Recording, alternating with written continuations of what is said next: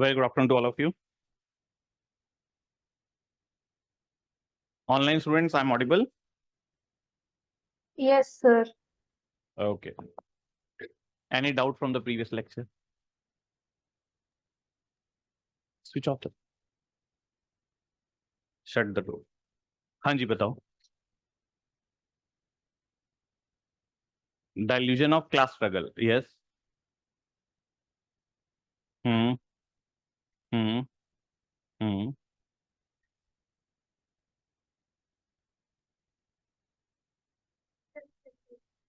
Yes.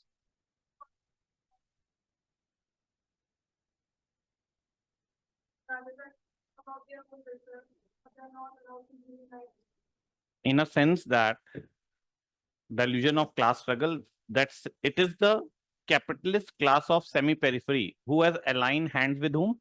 The capitalist of core. And as they have aligned their hands with the capitalist of the core, so basically they are serving the interest of whom? The capitalist of the core. So who is responsible for the delusion of class struggle? The capitalist of semi-periphery. For allowing the not only the workers, the proletariat class. Not only workers, basically peasantry, subaltern class, okay, interest of the tribals. So who is exploiting the tribals and the subalterns? The MNCs. MNCs has become the institution of neo-colonialism. Hmm. Hmm.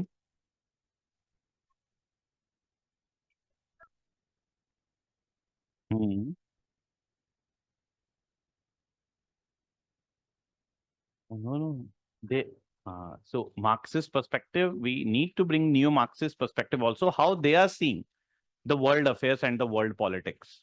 So their perspective is the part of the international political economy itself, that major powers holding the major players holding power, not only because of military, not only because they control economy, but they are also controlling the world affairs through hegemony, that is ideological domination.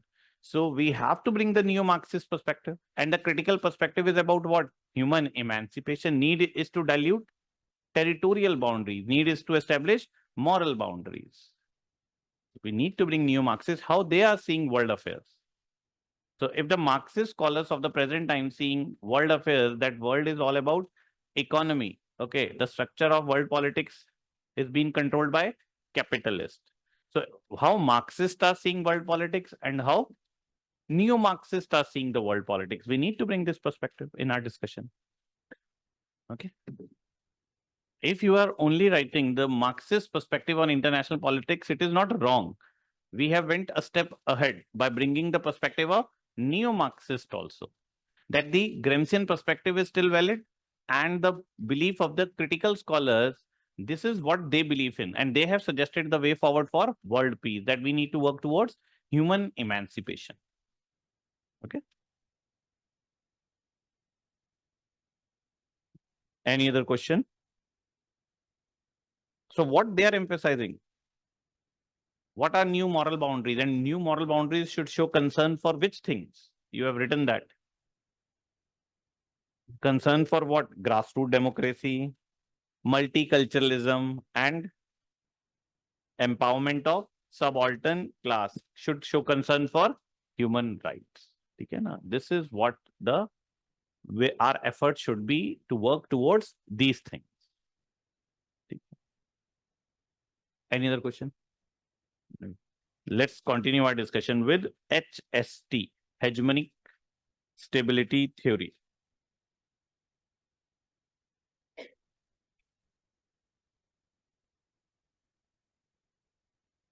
Okay, so it's not there in the syllabus. And the roots of this theory lies in the perspective of whom? Mercantilist. Okay, so the roots of the theory lies in the belief and the perspective of mercantilist. Likho. The roots of the theory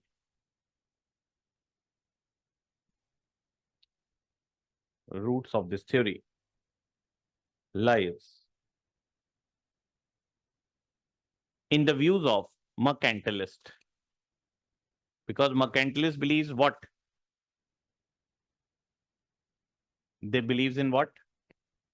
That we need a hegemon to establish liberal, rather than to establish a free economic system, to have a liberal world economy, we need a hegemon. Without hegemon, free economy will not work. Why?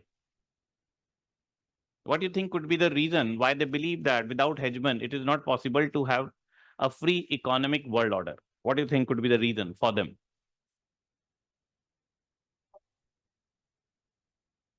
Will be control the all other. Okay.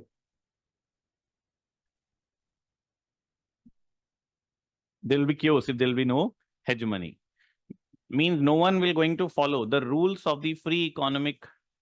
No one will follow the rules of free economy. One can go for protectionist policies. One can go for artificial devaluation of its currency. So free economy will only work if things will be governed by market. And for this, we need a hegemon. We need a hegemon to ensure everyone needs to comply by rules. Without hegemon, it will be difficult to ensure people or the states following rules. That is why we need a hegemon. And there is another reason.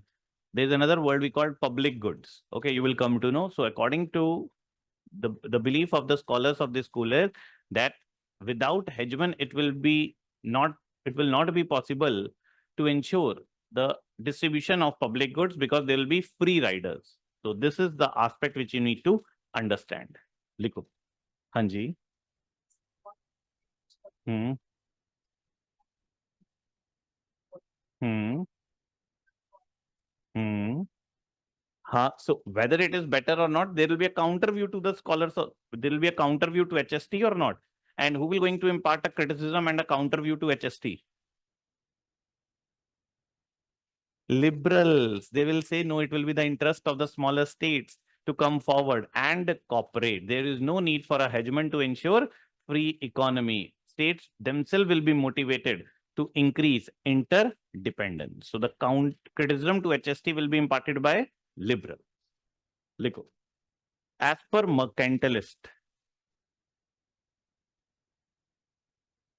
a strong state is required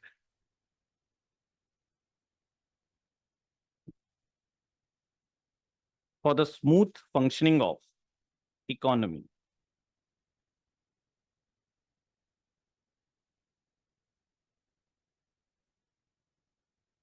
Strong state is required for the smooth functioning of economy. So strong state within the domestic context requires for a smooth functioning of economy, and a strong world government is required for the smooth functioning of world economy.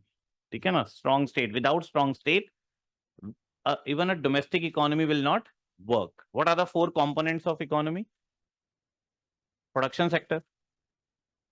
Array, production sector, household sector. You are telling me the four factors of production, land, labor. What are the four components of the economy? Production sector, household sector, government, and the financial sector, financial market, money market and capital market. Is government a part of production sector? Yes, PSUs. Government itself can be a part of production sector or not? Can government be the only producer? Socialist economy में government ही तो होगी, क्या कर रहे हो? In a capitalist economy, role will be given to whom? Private player. Market will decide. In a socialist economy, everything will be produced by whom? State. So government can be a part of the production sector. Government can be a consumer of the goods. Yes. Defense goods being produced by the private players, consumed by whom? State, defense sector. So government can be producer and government itself can be big consumer. Government can increase the demand of certain goods. Yes. Okay. If market is determining everything, still do you think we need government in the economic system? If market is determining everything, do you still think we need government? Who believe we do not need government? I have given you the word. Who do not believe we need government? Anarcho-capitalist. Yeah, even security can be in the hands of whom? Private. There is a concept of private prisons. Private jail चलाना चाहते हो अपनी खुद की? ठीक है ना? I'll start my own jail. Now I'm giving this facility to whom? The government. Okay. This is the belief of whom? Anarcho-capitalist. We do not need state for anything. Do you think we do not need state for anything? We need state to maintain law and order. Even if state is not a part of economic system, we still need state. And state is, we need to maintain law and order. Who believe in police state? Who has given the word that we need state to maintain law and order? Classical liberals. ठीक है ना? तो सब कुछ वही तो concepts हैं. So hegemony stability theory believes in what? That we need a strong state to ensure smooth functioning of economy. Okay. And similarly, we need a strong world government to ensure the smooth functioning of world economy. Once in few of the editorial, suddenly a new word came, and this created a lot of confusion among the students. So probably while reading in future, probably while reading newspapers, you can come across this word. There's no need to get confused. This word does not have any relevance in our syllabus, but still you should be aware of this word as a, because you are the student of PSIR. That's why the word is ordoliberal. Suna ye word kabhi? Ordoliberalism. We have discussed various variants of liberalism or not? And we know various variants of liberals. How many variants of liberals you are aware of? Classical, welfare, neo, and socio. ये ordoliberals कहाँ से आ गए? Anyone who has ever come across this variant of liberal, ordoliberal? लिखो note बना के. Who are ordoliberal? ये बंद कर दो फैन. नहीं लगेगी गर्मी. हाँ, AC. I'll switch on the AC. Ordoliberal. लिखो. Ordoliberalism is a German variant of. ये वर्ड जर्मनी में यूज होता है. It's a German variant of economic liberalism.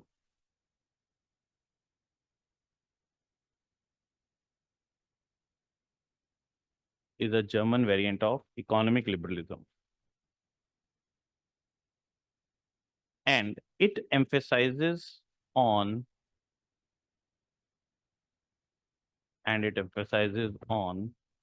the need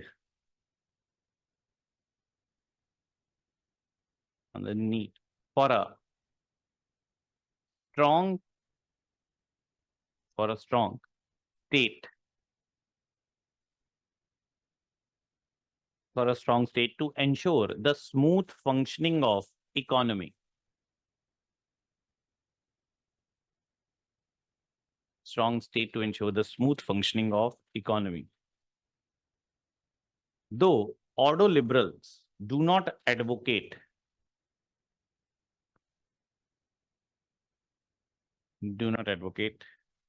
welfare state.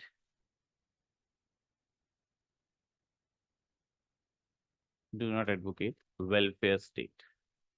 is the difference between ordoliberals and classical liberals?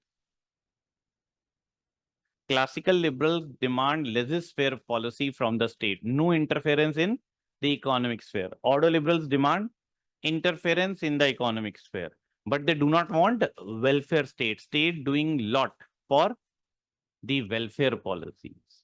State should not go for populist measures. State should not go for which kind of policies? State should not go for which kind of policies? Subsidies, free electricity. ठीक है ना? ऐसी policies ना करे. So these are ordoliberals. Ordoliberals comes very close to whom? To the scholar of HST, Hegemony Stability Theory, that we need a strong state for the smooth functioning of economy. So ordoliberals will expect strong labor laws from the state. Yes, and strong labor laws in general is expected by whom? Socialist. They will expect strong corporate laws from the state. Yes, so they will emphasize on labor laws, corporate laws, and will try to regulate the economic system, but do not expect welfare state. This is the thin line difference between whom? Ordoliberals and welfare liberals. ठीक? लिखो.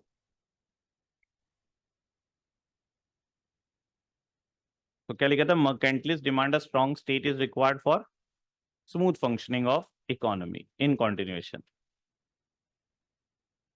HST is not exclusively mercantilist. अब ये mercantilist view से differ करती है, though its roots lies in mercantilism.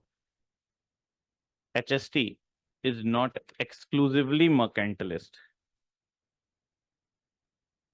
and there is a liberal element in it.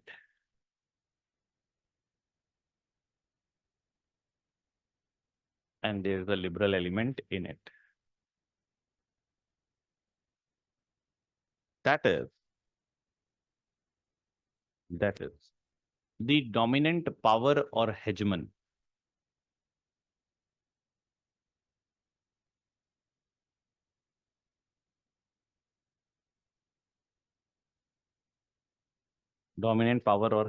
will not manipulate the international economy.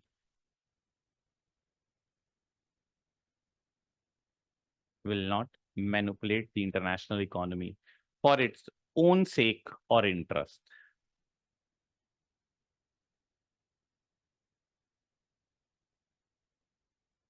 What mercantilists emphasize on is that economy should be used to maximize power. So here there is a liberal element also, that the hegemon will not going to use economy for its own self-interest, will ensure that the interest of others will also be served. And this is the liberal element of HST. So roots lies in mercantilist, that strong state is required for the efficient administration of economy. But the liberal element is hegemon will not going to manipulate international economy only for its own interest. Next bullet point. Hegemon will create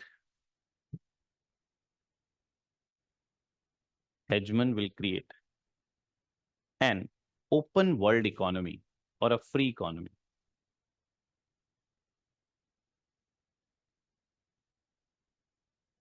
Open world economy or free economy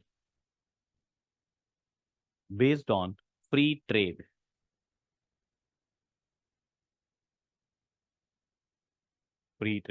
Which will benefit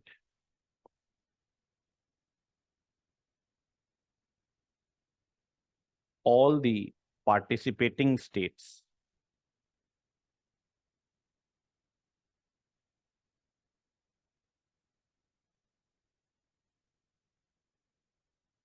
All the participating states, and not just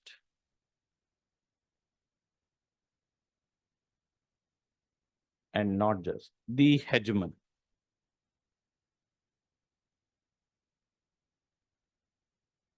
Not just the hegemon. Next bullet point. The major exponent of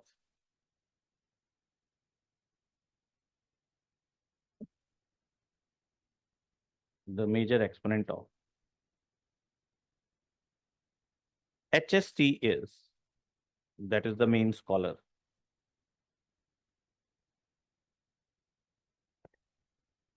is Robert Gilpin.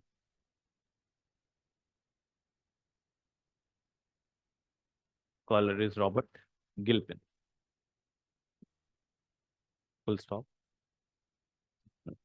Gilpin has given the example from the history.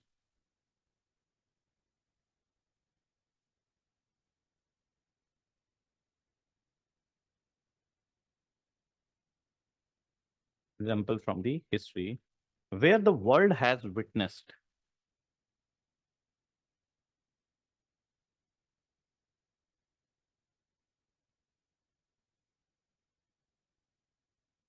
the longer duration of peace under a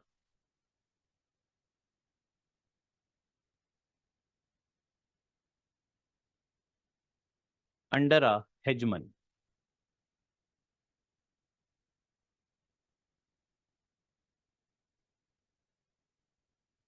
Full stop. Next bullet point. According to Gilpin,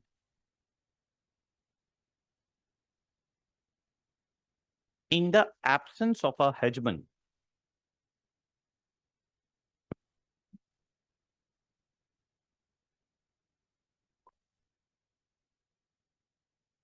an open world economy or a free economy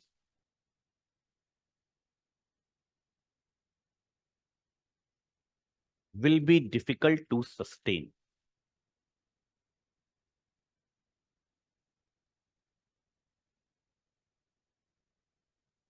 Will be difficult to sustain. As there will be risk. As will be risk that economic relations will deteriorate. Economic relations between the states will deteriorate.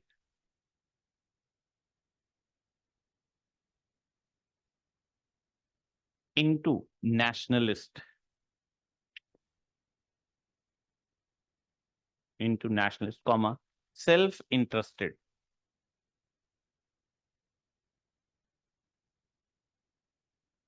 Comma, protectionist competition.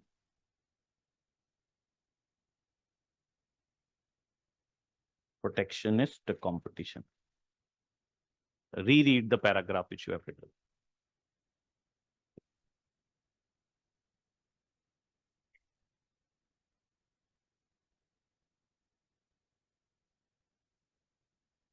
So what is the belief of Gilpin? Open world economy will be difficult to sustain. In the present time, you can see it is becoming difficult to sustain what? Free economy. Protectionism is on rise. Economic relations are deteriorating under what? Nationalist, self-interested policies of the state. Why? Because US hegemony is on decline. So this view holds true in the present times or not? That economic relations are deteriorating, protectionism is on rise because US no longer commands the similar hegemony, and free economy will only be sustainable till the time we have a hegemon. So this theory is right then. That free economy requires a hegemon. Okay. Protectionist competition. क्या लिखा था? As there will be risk that economic relations will deteriorate into nationalist, self-interested, protectionist competition, as they did during the world economic crisis of 1930s.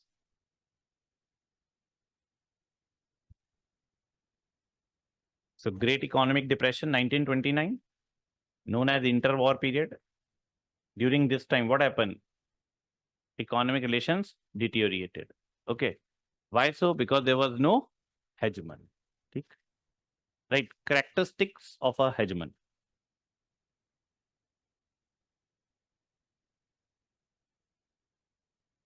Characteristics of a hegemon.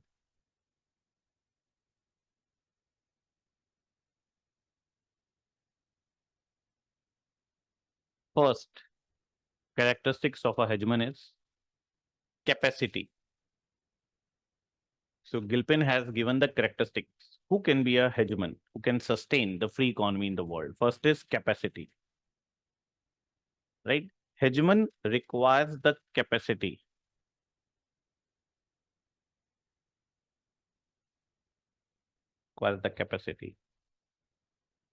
Which comes from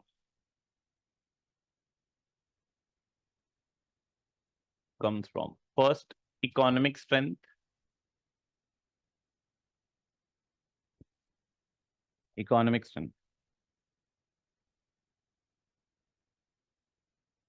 Second, unparalleled military power.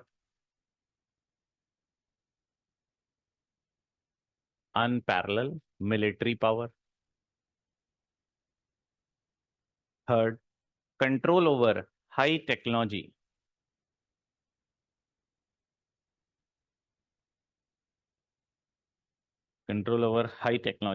Fourth, secure location.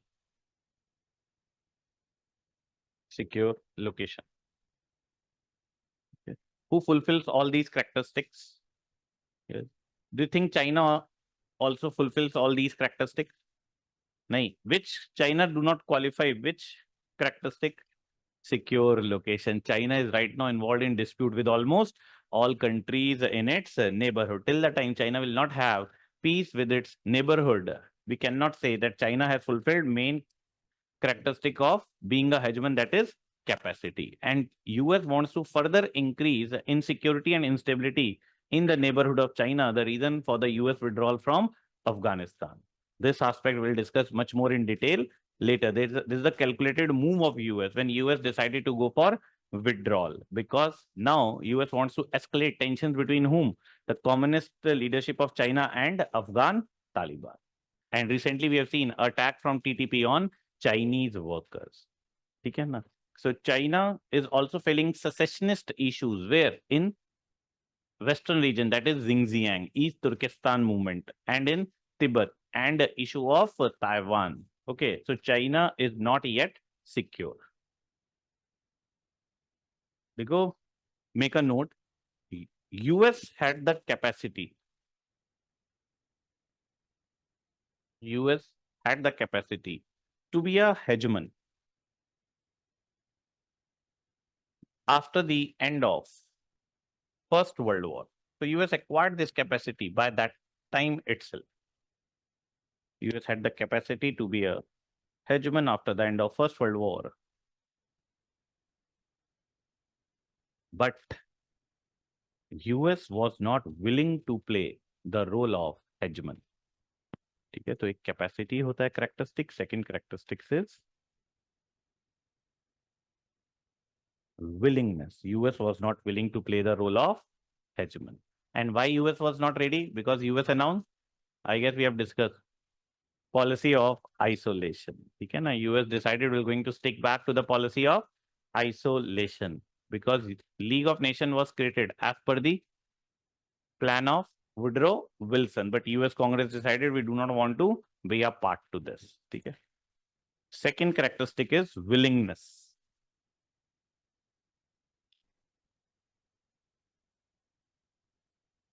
After capacity, second is willingness. Right. Hegemon should be willing to play this role.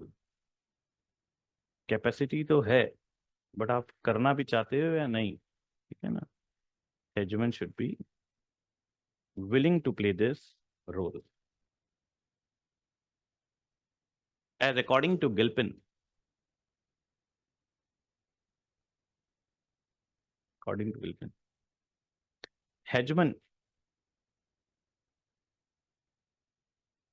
hegemon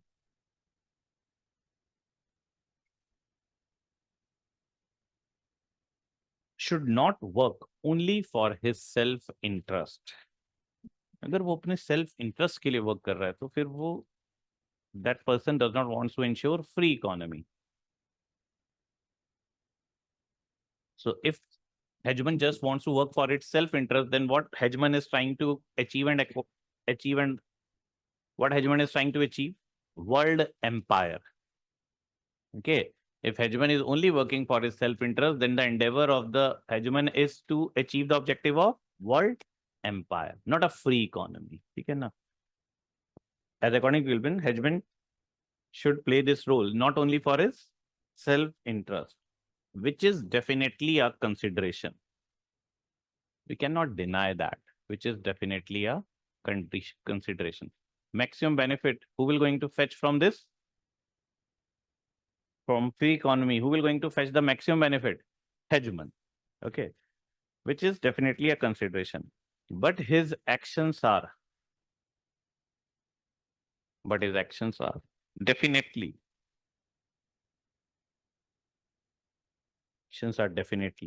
going to be beneficial for others. But his actions are definitely going to be beneficial for others. When you are ready for this, that your actions will bring benefit to others, and you are doing those things, only it means that you are ready to work as a hegemon. So one thing is capacity, other is willingness. ठीक? China agreed to invest heavily under OBOR project. So this willingness of China to invest heavily in the countries of South Asia and Southeast Asia is to give benefits to them. Nahi na pata hai na, but this is what we are saying, yuan imperialism, because China is giving money at very high rate of interest, and this is known as debt trap. बात समझ में आ गए? So the way China is investing heavily in the third world countries, it is not for the interest of them, it is for its own interest, and China is pursuing debt trap policy seen as yuan imperialism. ठीक है? Next bullet point.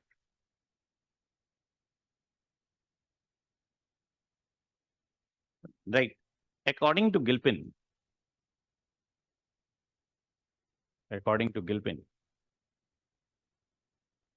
it was clearly in the interest of US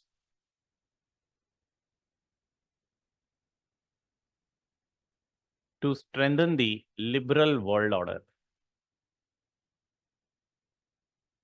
And that is liberal economic order.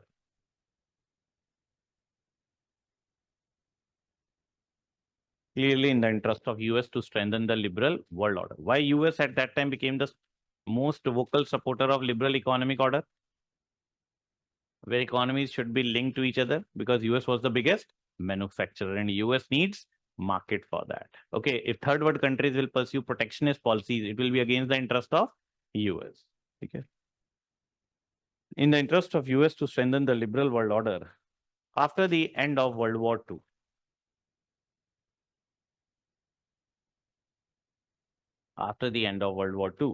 as the world's dominant industrial power, as US was the biggest manufacturer, as the world's dominant industrial power, it was clearly in the interest of US that states pursue free economic policy. Okay. Full stop. Next bullet point. The open world economy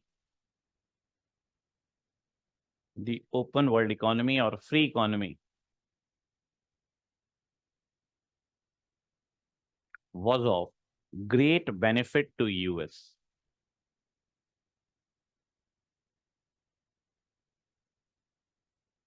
Great benefit to US, as this gave US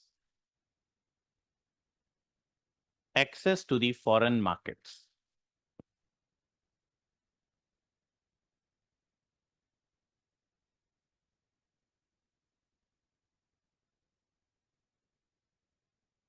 After the end of Second World War, US invested very heavily in Eastern European country, in Western European states and in Japan. And US gave liberal loans, which helped in reviving the economies of Western European states and Japan. So US did all this for its own interest. Yes. Why US did all this? To contain communism. Okay, so there was a threat of the wave of communism. So US did all this under the policy of containment of communism. But only saying US did this for the interest of its own and it does not have any benefit for this will be wrong to say. US policies helped these countries to revive their economy or not? Yes. Because US gave liberal loans, not a very hard loans, okay, at very high rate of interest. Dekho, So, rebuilding. this Marshall Plan was part of liberal loans. Marshall Plan, yes, we know this investment with the name Marshall Plan. Okay, Dekho, rebuilding Western Europe. Next bullet point, rebuilding Western Europe. And Japan was important.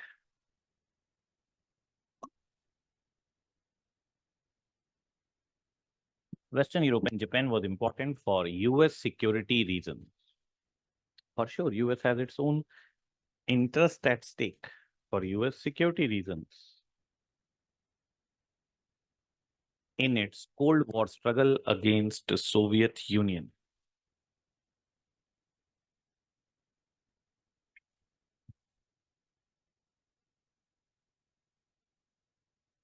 In its Cold War struggle against Soviet Union. Full stop. However, it can be argued that, or we cannot deny that, however, it can be argued that there were also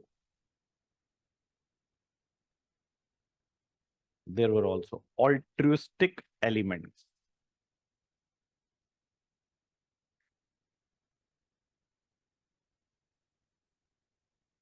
Altruistic elements in American effort. So altruistic elements in American effort. Altruistic means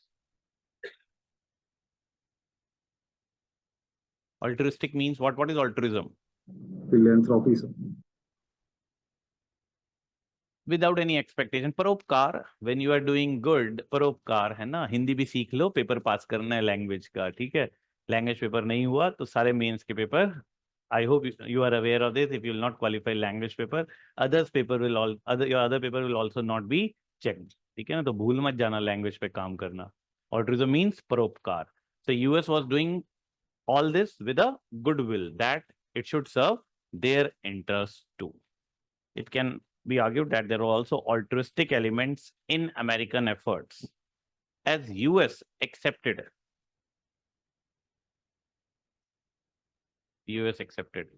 unequal treatment from its partners. Recently, Trump has said something that who is fetching maximum benefits from US trade policy? India. And that is why Trump has said, once I'll come back to power, I'm going to deal India on equal footing, because India is deriving a lot of benefits. Out of all the major partners, highest trade deficit US is running with whom? India. India is exporting much more, but not importing from US. And India has put high import duties on the goods which are coming from US. Okay, na? So US is accepting this thing or not? Yes. Unequal treatment from its partners, as Japan was allowed to maintain limited access, to its domestic market.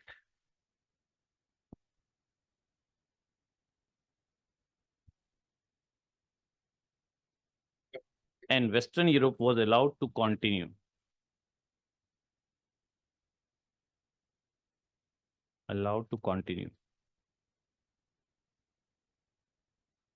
its policies of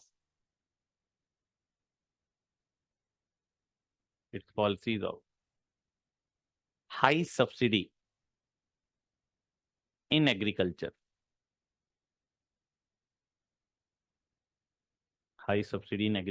and protectionism. So US accepted all this. Let them grow, let them develop. Okay. Next bullet point. Also under Marshall Plan.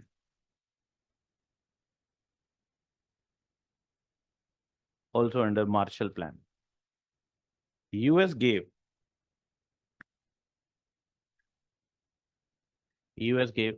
loans at much lower rate of interest. So these are known as liberal loans or soft loans. So which organization is known as the soft window of world economy? Which organization is which is known as the soft window of world economy, which gives loans at 0% rate of interest. And that is why it is known as, that's why these loans are known as soft loans. And that organization is known as the soft window of world economy. Huh? कब डटोगे pre के लिए? When you will start studying about these factual things. Which organization is known as the soft window of world economy, gives loans at 0% rate of interest? It is IDA, International Development Association. Which year it was constituted? 44 is IBRD and IMF. And this is why these two institutions are known as Bretton Woods twins. 1929, one of the reasons for the Second World War, Great Economic Depression, need was realized. We need to ensure that world should not face another major financial crisis. For this, the need was felt for an organization, and it was created, that is IMF. Mandate of IMF is to ensure there should not be any other major crisis in the world. So if any country, any economy comes under the economic crisis, the leaders of that country will approach which organization? IMF. And IMF will demand structural adjustment if you want loans from IMF. So IMF mandate is to ensure to prevent another major financial crisis. IBRD, International Bank for Reconstruction and Development, give loans for the reconstruction of infrastructure as war impacted the economies of all the major countries at that time. So all economies needs to rebuild, and they will get loans from IBRD. But IBRD is giving loans for what? Infrastructure development. So IBRD do charge a bit of rate of interest from the economies. IBRD and IDA, known as World Bank. ये है World Bank. ठीक है? It gives loans at 0% rate of interest. It gives loans at low rate of interest, around 4 to 5%. Which kind of loans given by IDA? Which kind of loans? For which kind of project? Which kind of things you will get loans from IDA?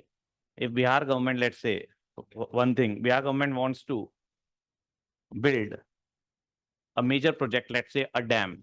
For this, huge investments required, they will approach center. Center can't give them assistance, then they can approach World Bank. Chief Secretary will approach which organization of World Bank to fetch loans? IBRD, because it is for infrastructure development. And that infrastructure will help you to generate revenue or not. So you should pay some rate of interest. IDA give loans for human resource development. Sarv Shiksha Abhiyan, loans will come from IDA. So world over, for human resource development, loans come from IDA. For infrastructure development, IBRD. And there's a difference between World Bank and World Bank Group. Your homework, which 5 entities comprises World Bank Group? Out of 5, 2 are these. And where is the headquarter of World Bank? The headquarter of World Bank, Washington DC. ठीक है ना? In general, thumb rule, those organizations which starts from W, their headquarters is in Geneva. Exception, World Bank. World Health Organization headquarter, Geneva. ठीक है ना? So most of them are in Geneva, but World Bank is in Washington. क्या लिखा था? US gave loans at much lower rate of interest to Western European states. Which helped in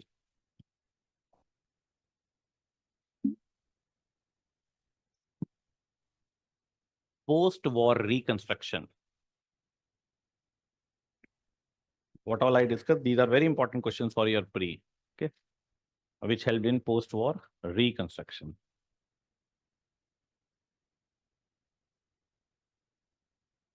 Next bullet point. In contemporary times,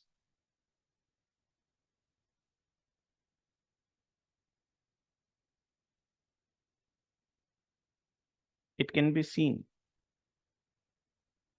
that China is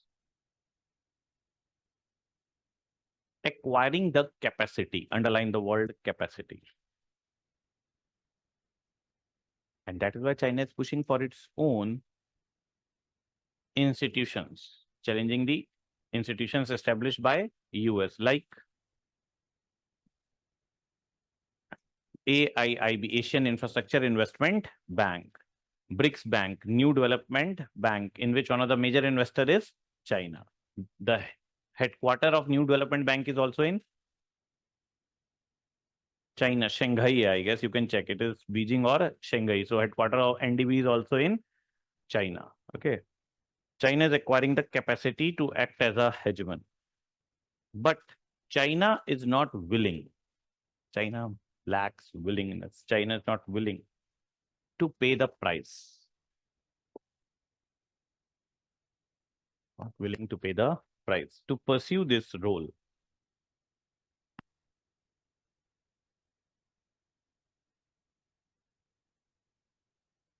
And China is not ready to give up its debt trap policy.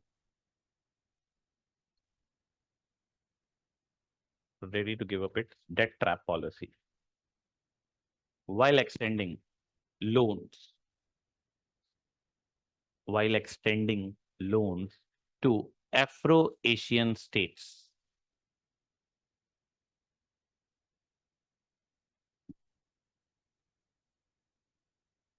While giving loans to the Afro-Asian states. Okay, now the countries of South Asia, they have started realizing this aspect or not to rely on Chinese loan, will be under permanent debt, became one of the reasons for the Sri Lankan economic crisis. And who came at the forefront to support India?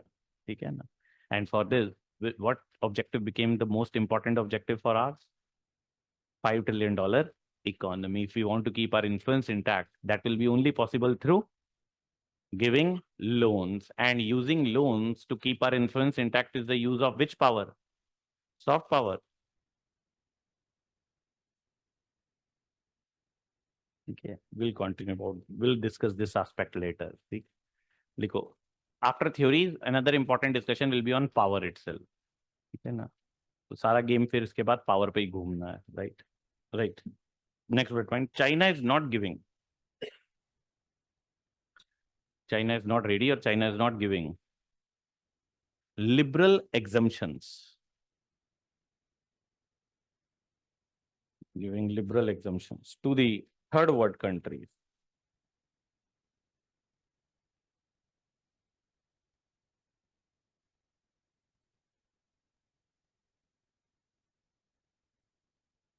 Liberal exemptions to the third world country. Though it is helping the Afro-Asian countries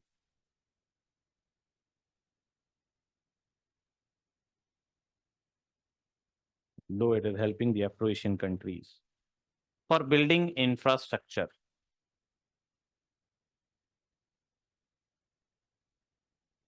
But it is coming at a huge price.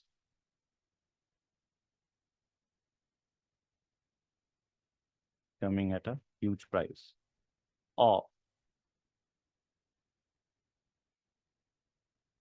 debt and control. Coming at a huge price of debt and control. And China is seen as a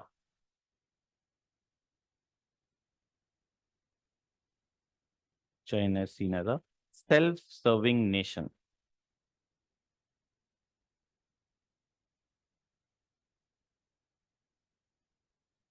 And its actions are more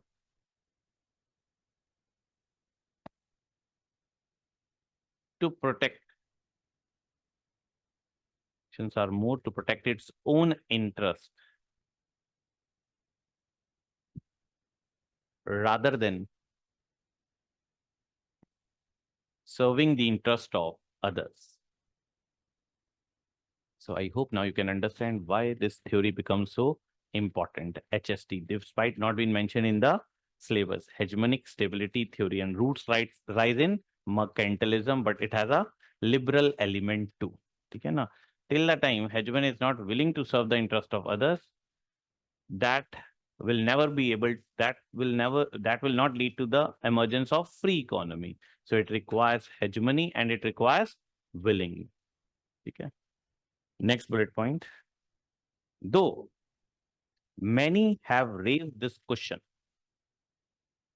Many have raised the question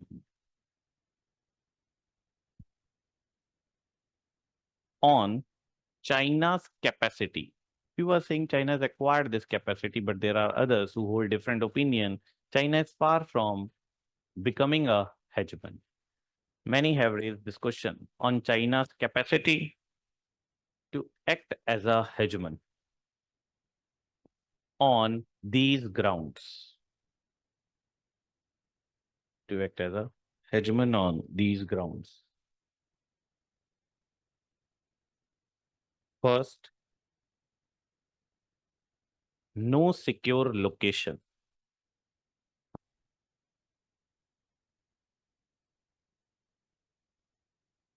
No secure location, as China is still engaged in conflict.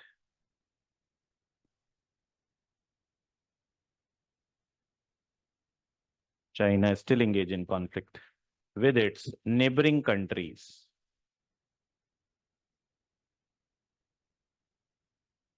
like India,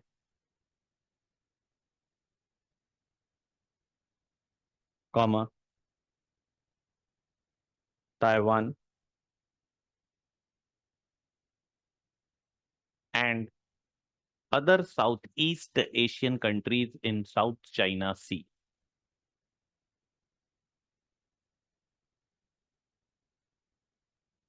In conflict with other Southeast Asian countries in South China Sea. And Japan also on the issue of Senkaku and Dikoku Island dispute. Bas and Japan likh lo. Okay. So the two islands on which China and Japan have disputes are Senkaku and Dikoku Island. So China is aspiring to become hegemon. Who wants to counter this? US. And how US wants to counter China's rise as a hegemon? By increasing more instability in the region. Okay, more instability in the region will pressurize China to ensure stability, and ensuring stability will have its economic cost. High economic cost for China to ensure stability can lead to what? Economic hardships in China, and economic hardships in China can lead to the emergence of political protest, that is regime change. This is what US is trying to do at present. Okay. Next bullet point. Political instability within China. So neither China having secure location, neither China is having stability. Political instability within China. And there are political issues of dissent prevailing in China.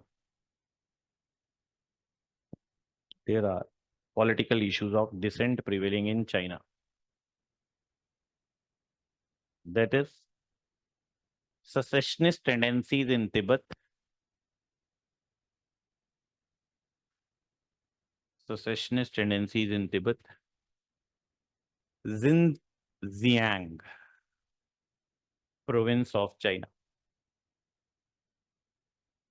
Xinjiang region of China,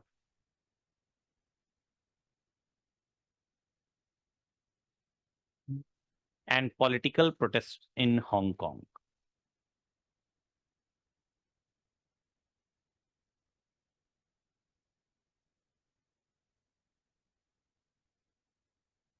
Third, China is still far from matching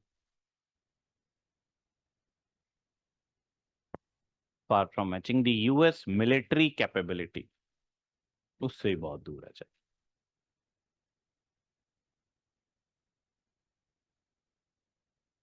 Far from matching the US military capability. Okay.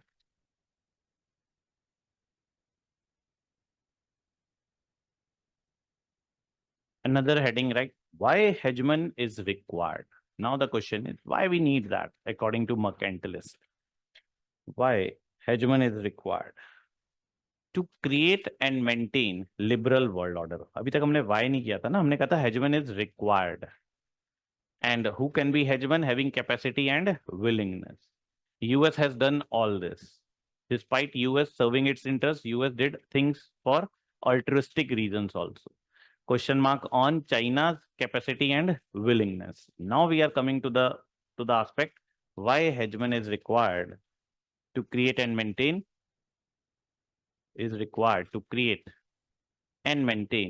liberal world order. To create and maintain liberal world order. Just reread what all we have written. A quick glance. पढ़ो क्या लिखा है.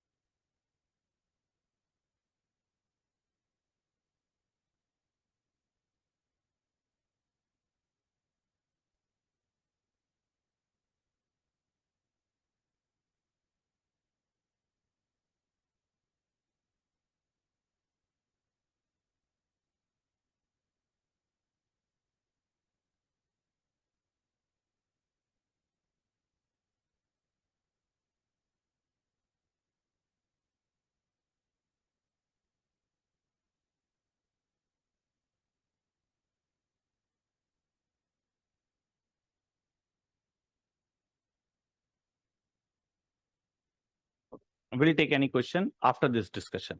If you have any question, it will be addressed with this discussion, right? Why hegemony is required to create and maintain a liberal world order, right? The question that has always been raised, the question that has always been raised is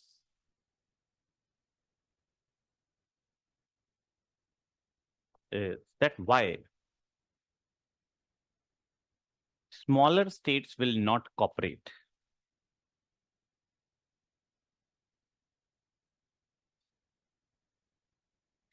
towards the creation of, why smaller states will not cooperate, why you need hegemony, why smaller states will not cooperate towards the creation of a liberal world economy.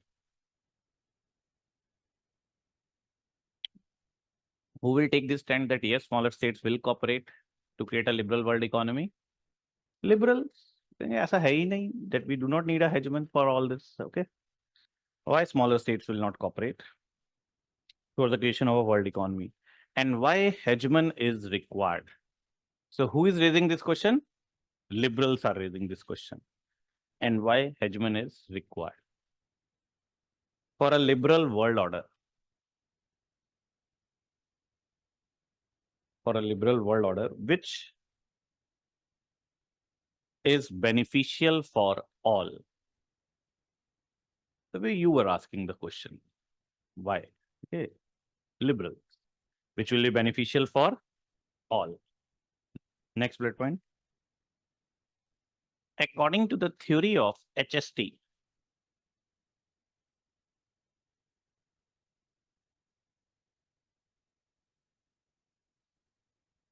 the need for the hegemon,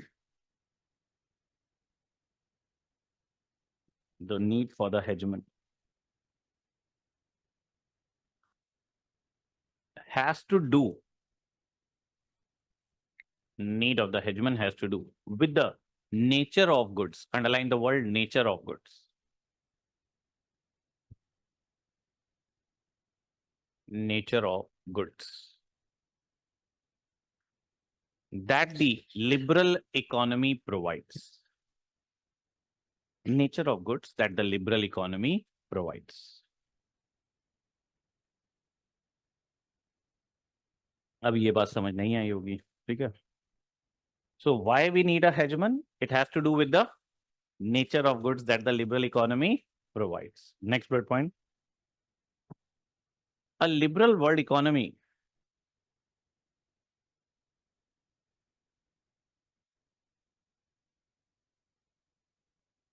is a so-called public economy.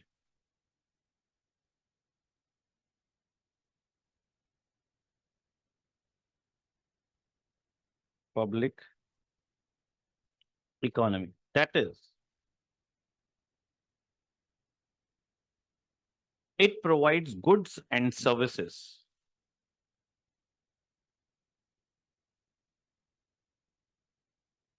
Goods and services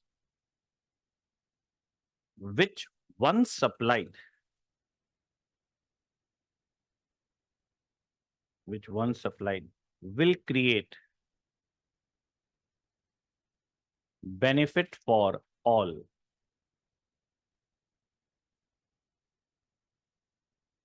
Goods and services which once supplied will create benefit for all. For example,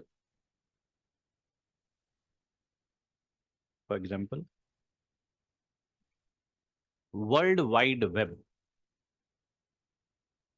is one of the public good. World Wide Web is one of the public good.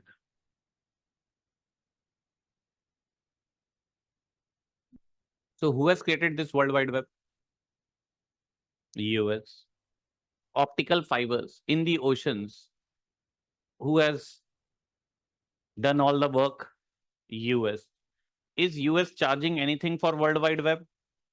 No, it is a public good which is free for all. So who has the capacity to create all such? The hegemon, and who should be willing to do so. Okay.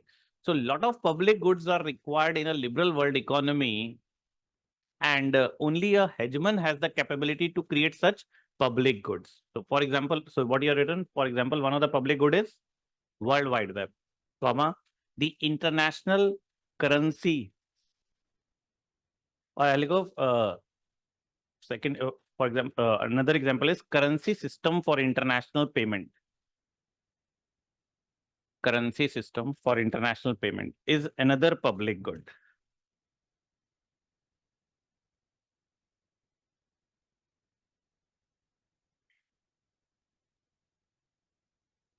Is another public good. Okay. So liberal world economy requires a lot of public good. Next bullet point, the problem with the public good is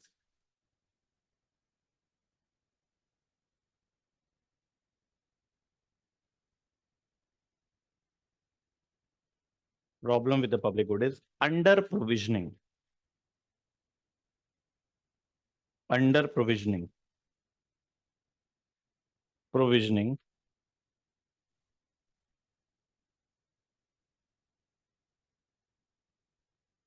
And what the economists call free riding.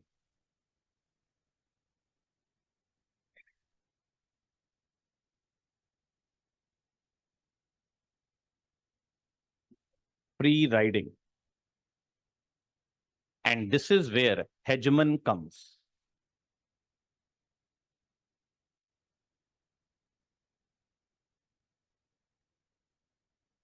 This is where the hegemon comes. That is, the dominant power is needed.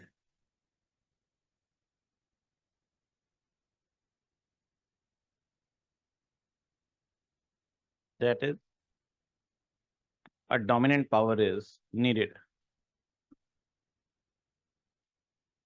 to deal with the problems created by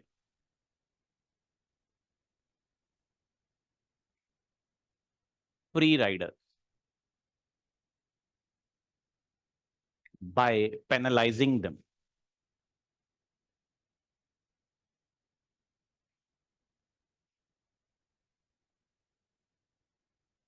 By penalizing them. Next bullet point. According to the theory of HST,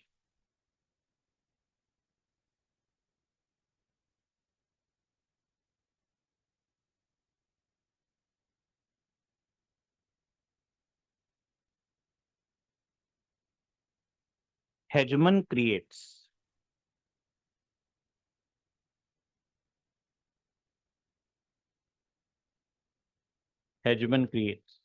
the public goods.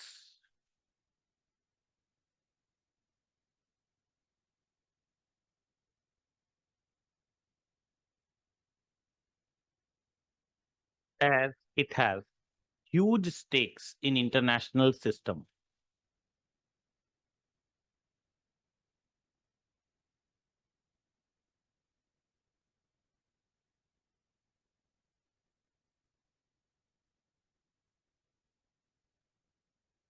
Huge stakes in international system, and smaller states do not have the capacity.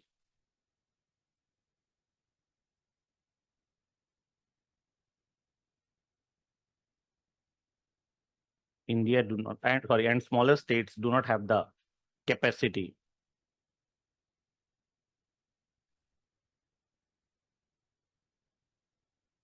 to create public goods.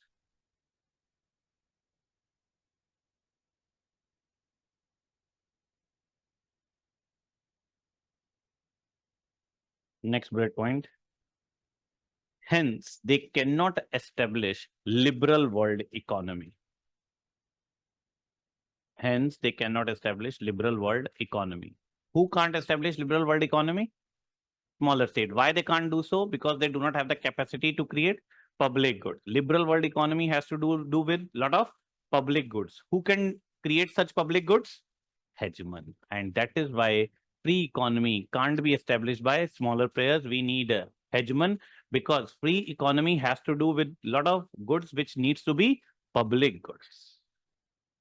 Okay. Lico, Next point, Robert Cohen.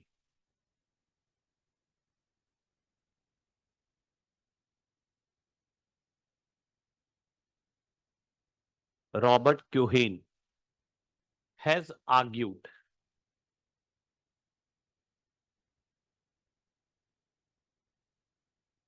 अरे कहाँ पढ़ा था Robert क्यूहेन? Complex interdependence. Joseph Nye and Robert Cohen has argued that hegemonic power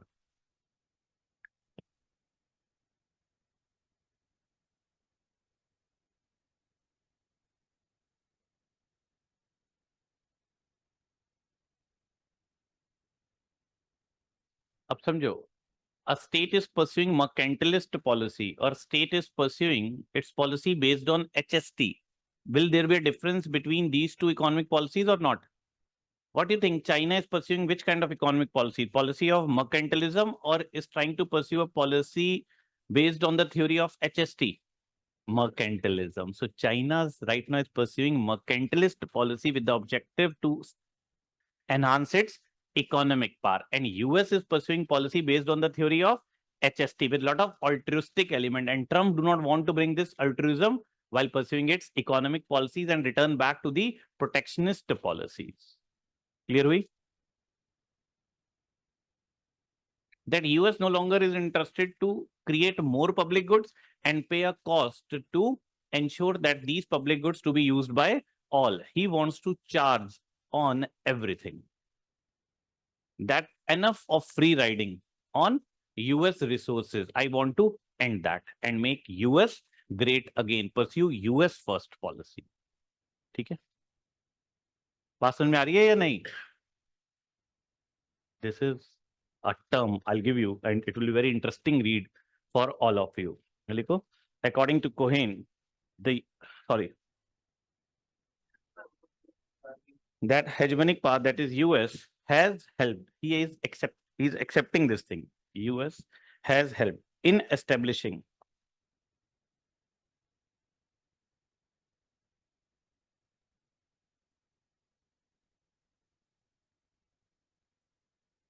Sir, can you repeat the line? Robert Cohen has argued that hegemonic power, that is US, has helped in establishing the international cooperation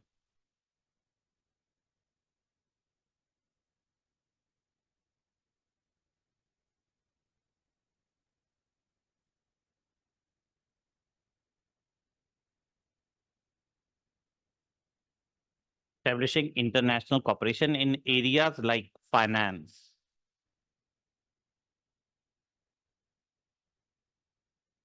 trade, like finance, trade. However, according to Cohen,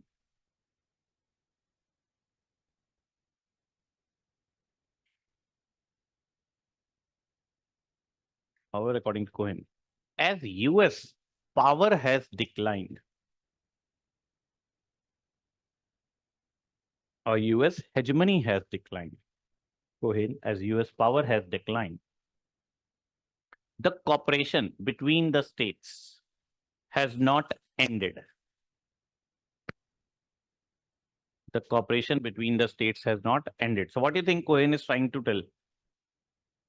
That yes, you need a hegemon to create a free economy. But once states will realize the importance of economic engagement, they will do a lot more to ensure that free economy needs to be, we need to intact and protect free economic order.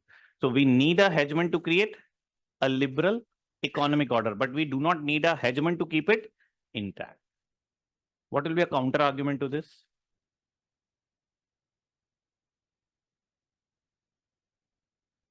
थक गए arguments counter argument से कि हर चीज का तो sir counter argument है. हाँ, what will be the counter argument to this? That US hegemony is still intact. Who said that US hegemony has ended? It is he's saying it has ended, and many will believe there's a dent on US hard power, but US soft power is still intact. And there's a question mark on the dent on US hard power because the question mark has been raised because of the US withdrawal from Afghanistan. Just for after a few more lectures, you will clearly realize there that there is no dent on US hard power. It's a strategic move of US to keep China in check. ठीक है ना, US ने check दे दिया है. US has already given check to China. Just US is waiting to check and mate. Okay. The political revolution in China will be made as US has already given this check with the help of whom? Islamic fundamentalist. Check हो चुका है. देर है met की. US has already left Afghanistan giving all weaponry in the hand of whom? Taliban. This is check. Okay. And now the US is waiting for what? Mate. लिखो. According to Cohen, the US power has declined. The cooperation between the states has not ended as expected. As expected by the scholars of HST. As expected by the scholars of HST. So what the scholars of HST believe? No hegemon, no free economy. But hegemony has declined, but hegemony is intact. Okay, so there's a big question mark on the theory of HST. Okay. Next bullet point. Right? Cohen concludes that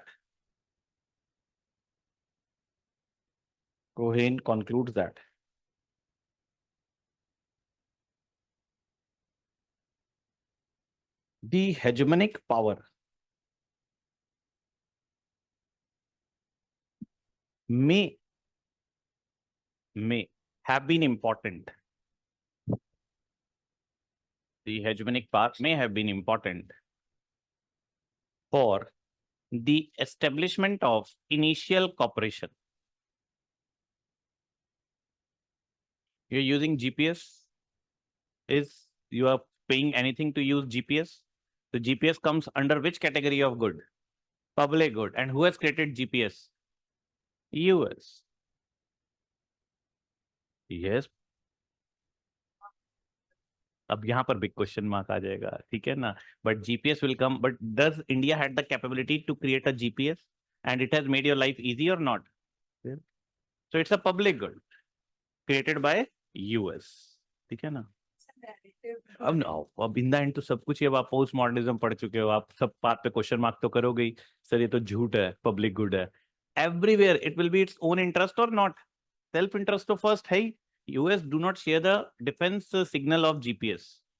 During Kargil war, we were looking forward for precise locations as we were aware intruders are firing on our armed forces. So before we drop our bomb, every bomb was costing around 1 to 2 CR. So we were looking forward for the precise location. We requested US to share the defense signal. At that time, Pakistan was the ally of US. US refused. Who gave us the later? Who helped us in this aspect? Russia with its GLONASS. Its own navigation satellite system, but it is not as efficient as the US one. And that is why now realized we need to be self-sufficient and decided to go for NAVIC. And other than NAVIC, एक और है ना? For our own satellite system. क्या है हमारा उसका नाम? NAVIC है या एक और है ना? India's own navigational satellite system. NAVIC नाम है, एक और नाम था. हाँ, कुछ और नाम भी था ना? हाँ, IRNS, Indian Regional Navigation Satellite System. So future war, we are looking forward for our own, not to dependent on anyone. So never US will share the defense signal of that. But at least it's the public signal. It is sharing with the world. That is for free. So it is doing this for its interest or for the interest of others. ठीक है, लिखो. So Cohen concludes that I am just telling you which category of goods are being considered as public goods. So you should be aware, okay, these are the public goods. So Marx will say all the public infrastructure which is created by the state is for the interest of the people, proletariat. For whom? Capitalists. So that proletariat should not revolt. See, we are doing for your interest. ठीक है ना? So Cohen concludes that hegemonic power may have been important for the establishment of initial cooperation, but once necessary institutions are set up,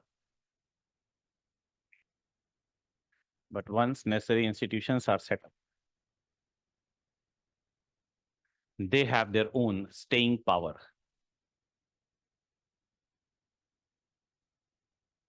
They have their own staying power, and they can operate on their own.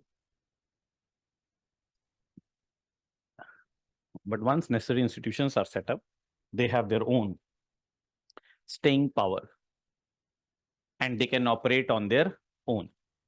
Can World Wide Web operate on its own? Can GPS operate on its own? Big question mark. ठीक है ना? Nature of goods required, and who can create such nature of goods for free economy? Hegemony. ठीक है. Next bullet point. These institutions,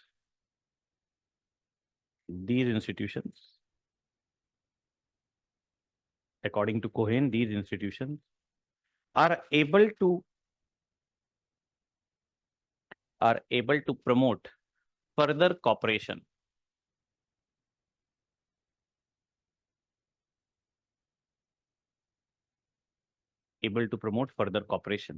Even in the circumstances of hegemonic decline. Hegemon चला भी जाए, फिर भी economy intact रहेगी. Even in the circumstances of hegemonic decline. So who is putting a question mark on HST? Cohen, and Cohen comes under the category of which scholar? Liberal scholar. Liberal में पढ़ा ना, complex interdependence, one of the liberal theory of IR. So he's expecting, yes, we need hegemon to create free economy, but after that, even if it decline, once necessary institutions are intact, it will keep working. Next bullet point.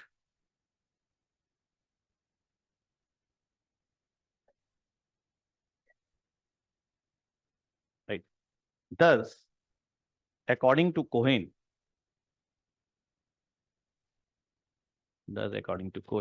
we should recognize the ability of the states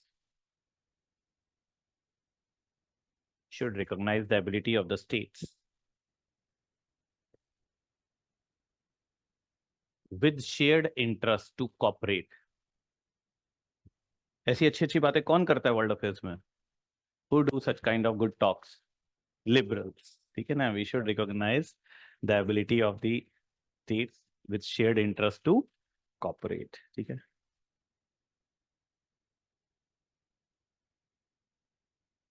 Full stop.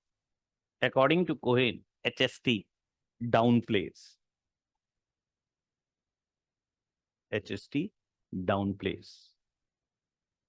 the positive role of small states. जैसे किसी काम की नहीं है, सिर्फ free Riders है, मजे करने के लिए बैठे हैं. ठीक है ना? HST downplays the role of small states towards the establishment of liberal world economy.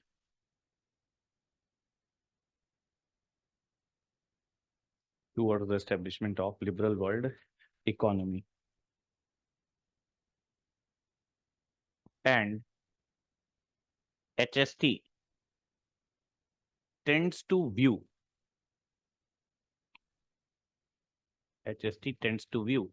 small states just as free riders. Small states just as free riders. But in reality,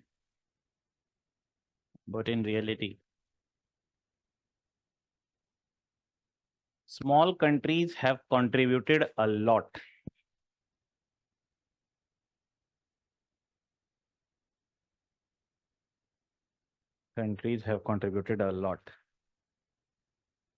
Towards the strengthening of liberal world economy.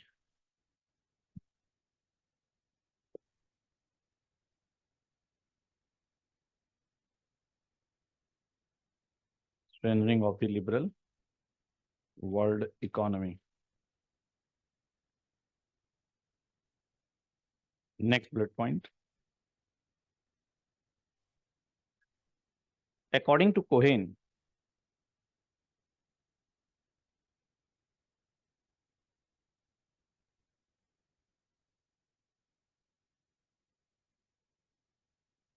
the US hegemony was less altruistic. US इतना भी अच्छा नहीं है. US hegemony was less altruistic. Then the theory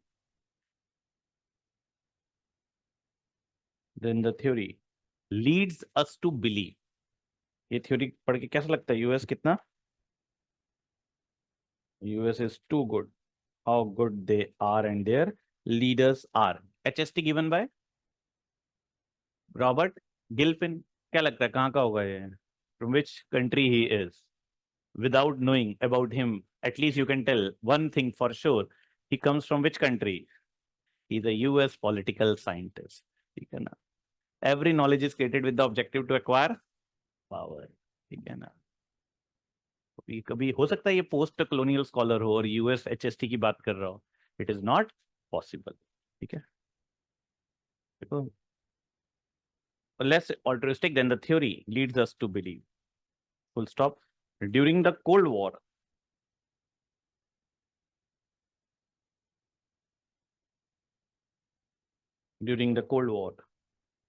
US had vital security interest.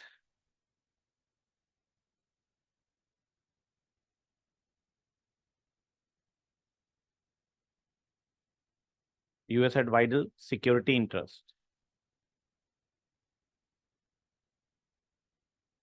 in Japan and Western Europe.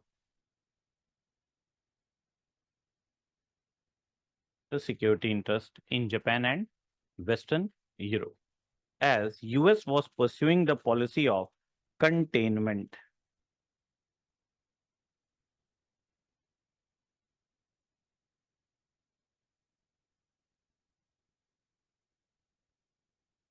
Pursuing the policy of containment of communism, and the liberal economic order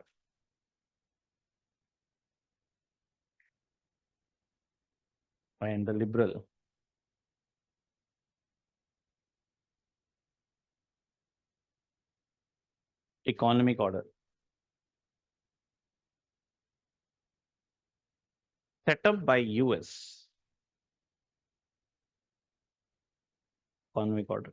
US was not so for the promotion of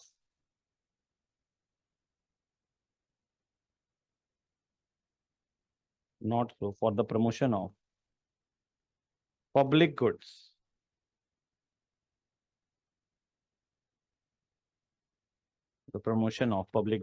as it was in the interest of US itself. Exactly what you said. यही कह रहे थे ना आप? Okay. As it was in the interest of US itself. This is the view of whom? Cohen. In continuation, खत्म नहीं हुआ. Robert COX, पहला गिल्पिन था, दूसरा रॉबर्ट कोहेन है, तीसरा रॉबर्ट कॉक्स है. Where we have come across Cox? Huh? Gramscian perspective. So Cox will say what? US domination is not only because of its hard power. US hegemony has not declined because US still holds ideological domination, that is soft power. Okay? So US has made us to believe through its soft power that US is the flag bearer of liberties and democracy. And if US is doing good, it is because of its institutions. So build institutions like us if you also want to do well.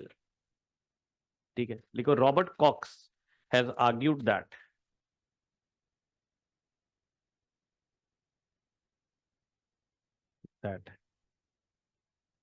the decline of US hegemony, no one can deny, yes, there's a decline, that the decline of US hegemony is presenting the problems for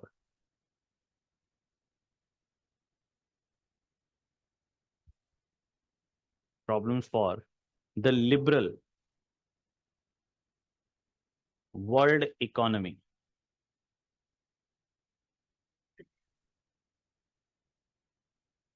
But still, US continues to lead the world in high technology. US still leads the world in high technology, innovation.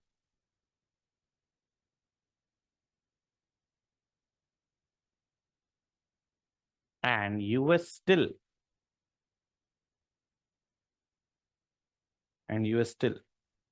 remains strong. Still remains strong in non-material power sources. Strong in non-material power sources such as its culture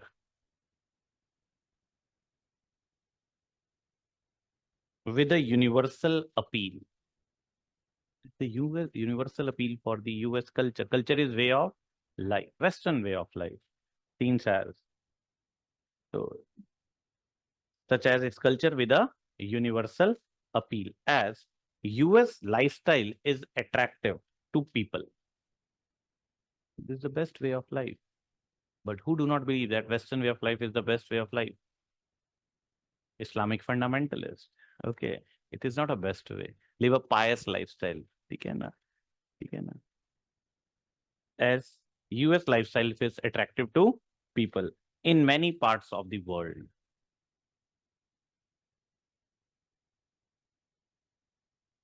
And thus, US soft power is still intact.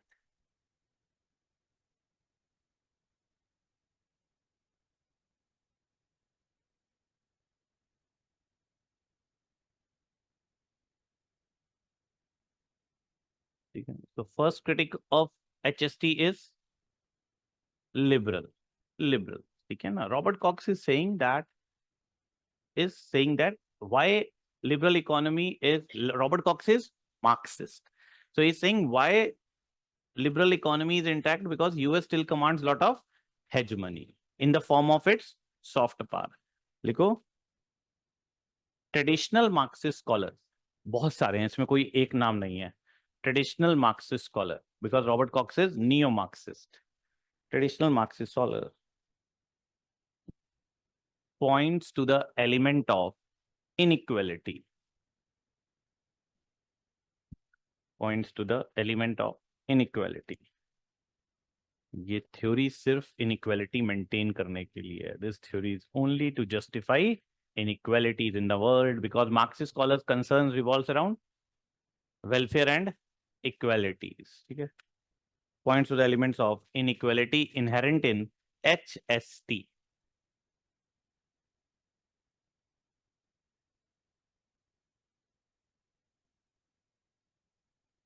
HST. According to Marxist scholars, liberal world economy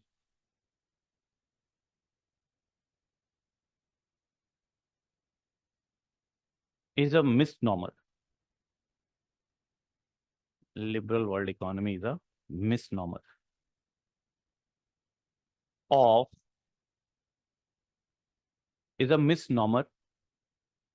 of the economic and the political control of the world. Is a misnomer of the economic and the political control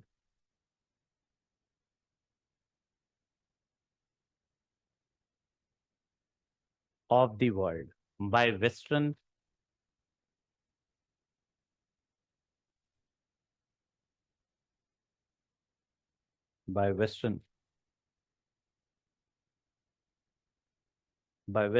capitalist or elites.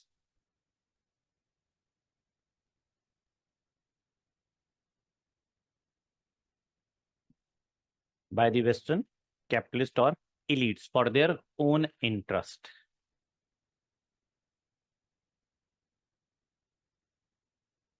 for their own interest. Full stop. According to Marxist,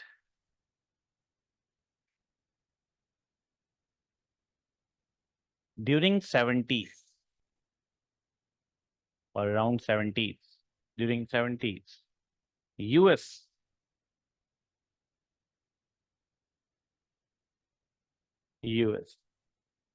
started running trade deficit.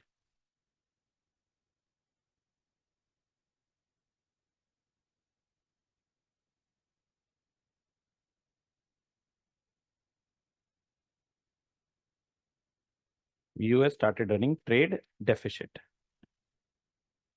For the first time,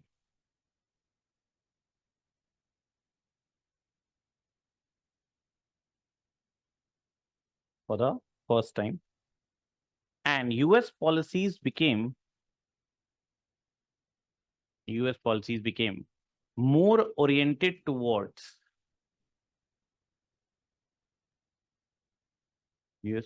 policies became more oriented towards serving its national interest.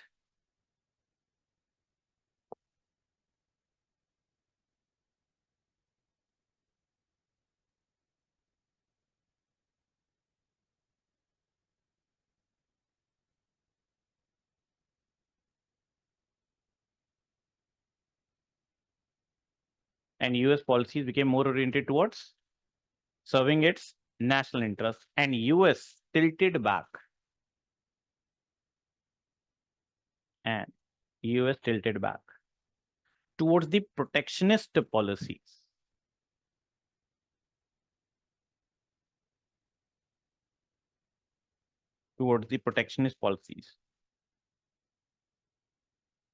And we can see in the contemporary times too.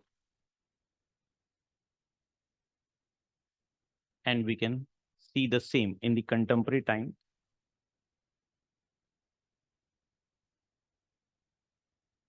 That US is tilting back towards protectionism.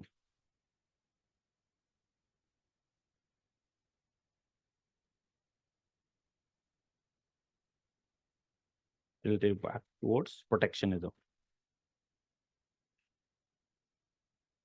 And a trade war has started between US and China.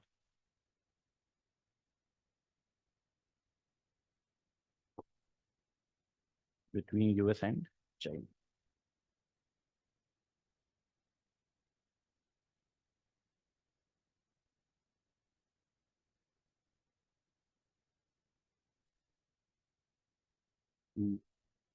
Revise what you all have written. Any question, any doubt, now you can ask. And I've shared one article on the group. Go through that. That is Kindleberg trap. We have done already one trap, that is Thucydides trap. Another trap is Kindleberg trap. Go through that. Let's see whether you can understand that article or not.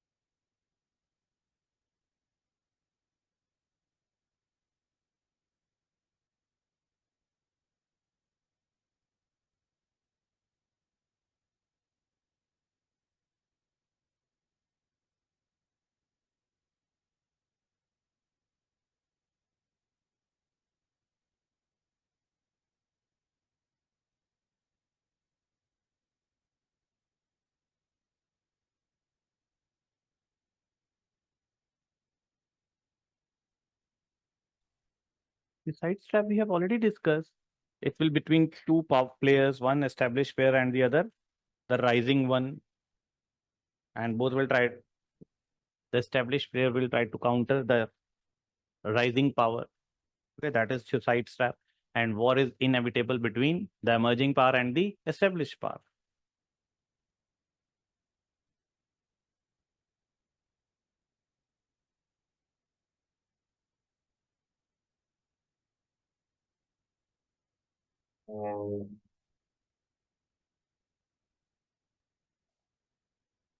What S. Shankar said that Kindleberg trap is far more serious than suicide trap.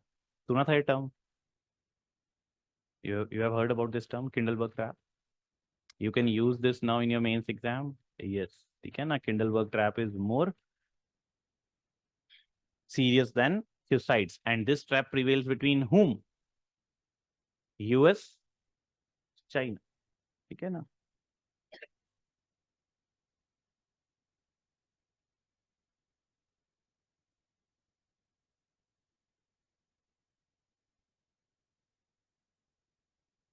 So China pursuing mercantilism.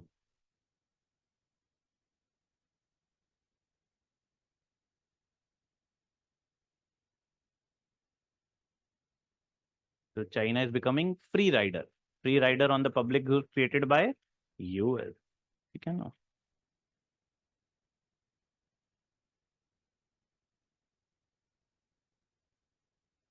This is why Trump said that no more free riding on US resources. Enough.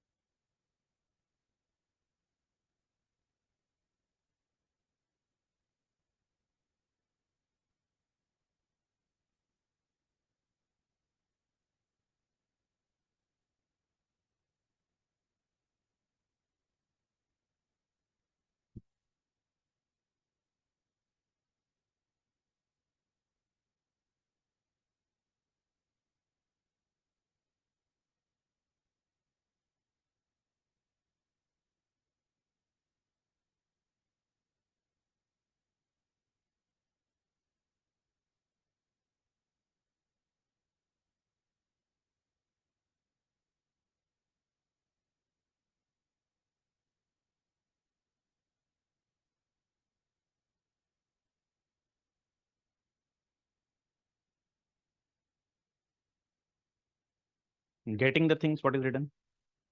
Doubt on any line, any point. You have built all the understanding. Without this discussion, do you think you would have been able to understand what you are reading? This is what the first step of your preparation, building understanding of the issue. Now, remember it, cram it, cram the name of the scholars. ये सब याद हो जाए. Third, compile it.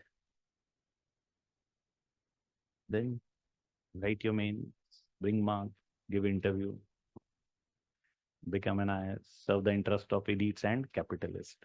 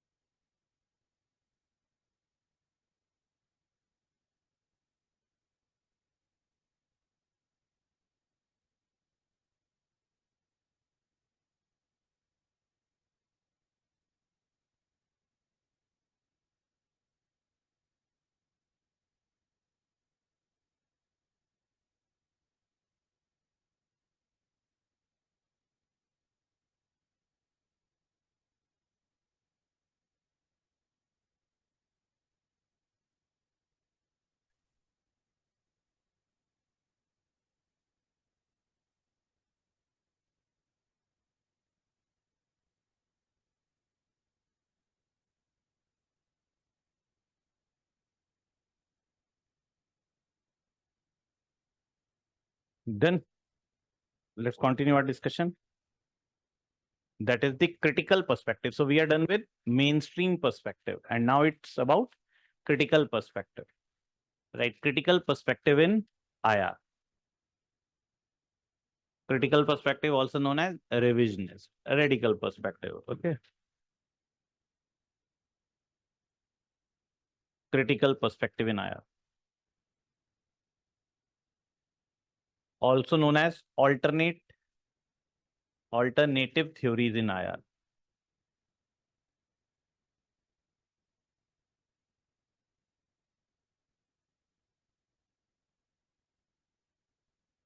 Alternative theories in IR. Also known as post-positivist perspective or post-positivist theories.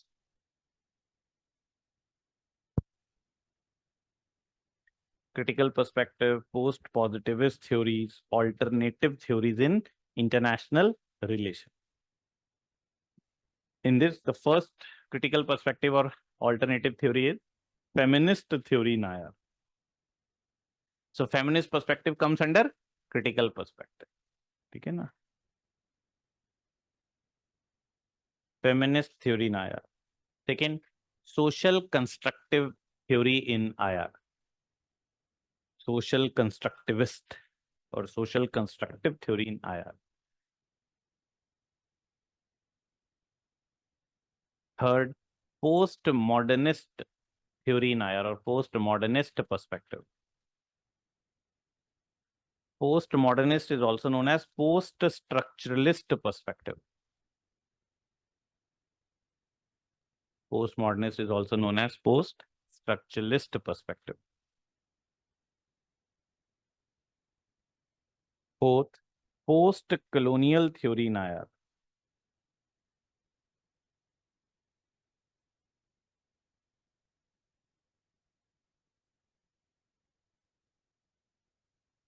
Post-colonial theory in IR. Fifth, critical school, which we have already discussed under the Marxist perspective. Critical school of Andrew Linklater. This also comes under which perspective? Critical theory. ठीक है ना? Critical perspective or critical school of Andrew Linklater. What it is saying? Dilute territorial borders, work towards moral boundaries. ठीक है ना? And sixth, green politics. Green politics. So there is emergence of green parties in Europe, and they are saying focus should be on environment. ठीक है ना? Green politics. लिखो. So all these six perspectives, six theories in IR, they are alternative theories, right? These theories are critical to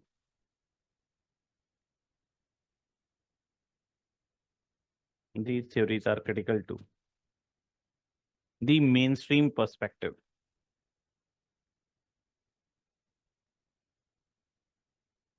Critical to the mainstream perspective. That is realism and liberalism. These theories are critical to the mainstream perspective. That is realism and liberalism. And these theories have raised two kinds of issues.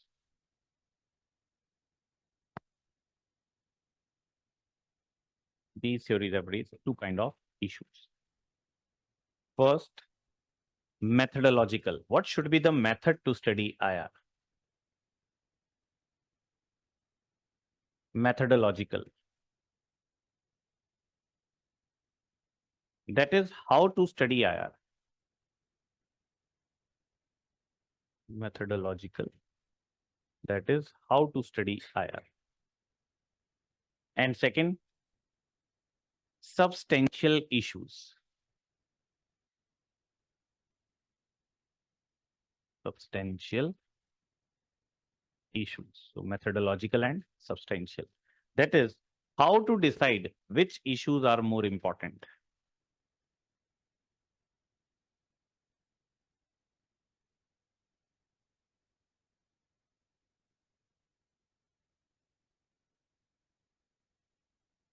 How to decide which issues are more important.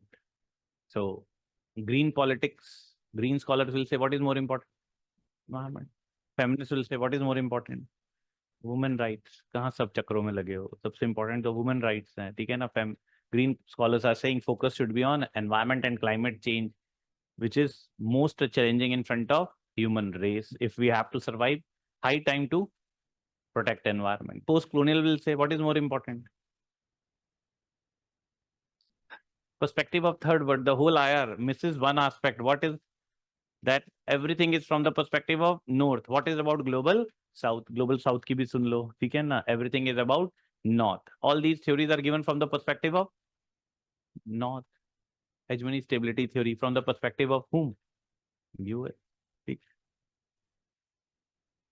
लिखो post positivist और ऐसे लिखो post positivism. Post positivism is an umbrella term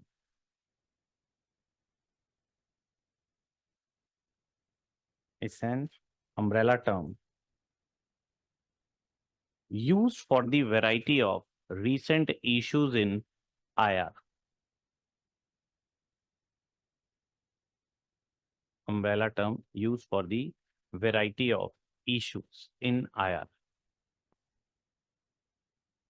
Full stop.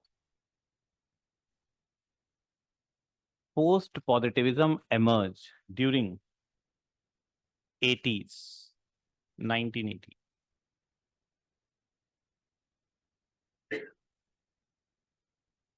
Post-positivism emerged around 1980s. Full stop. The end of Cold War.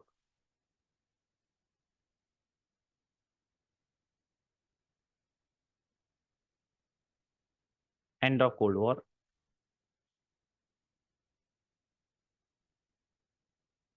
has changed the international agenda.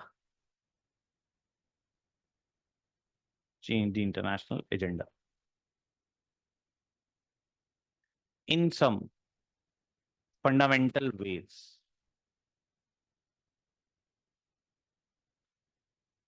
In some fundamental ways.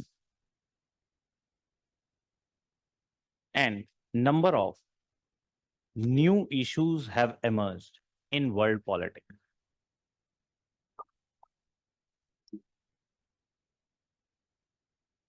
And number of new issues have emerged in world affairs or world politics. For example, terrorism.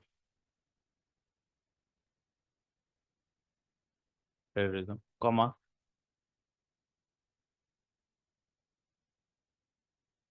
violent secessionist movements.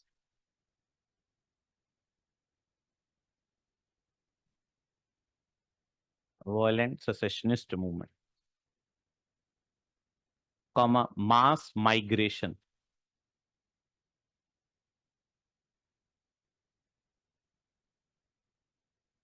comma, gender inequalities,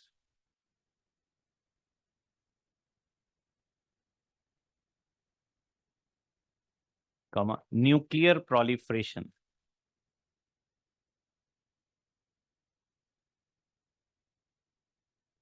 comma, money laundering,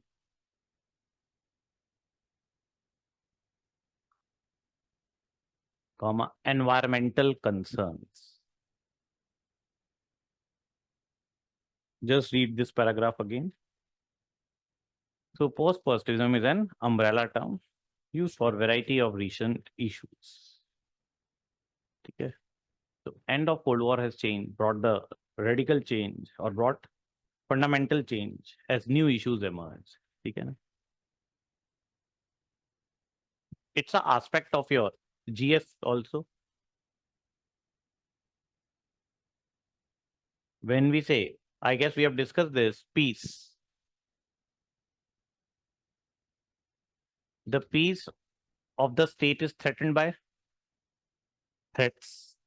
World peace is threatened by threats. Okay, world threats. The peace within India is threatened by two types of threats, that is internal and external. This is the one way to classify threats.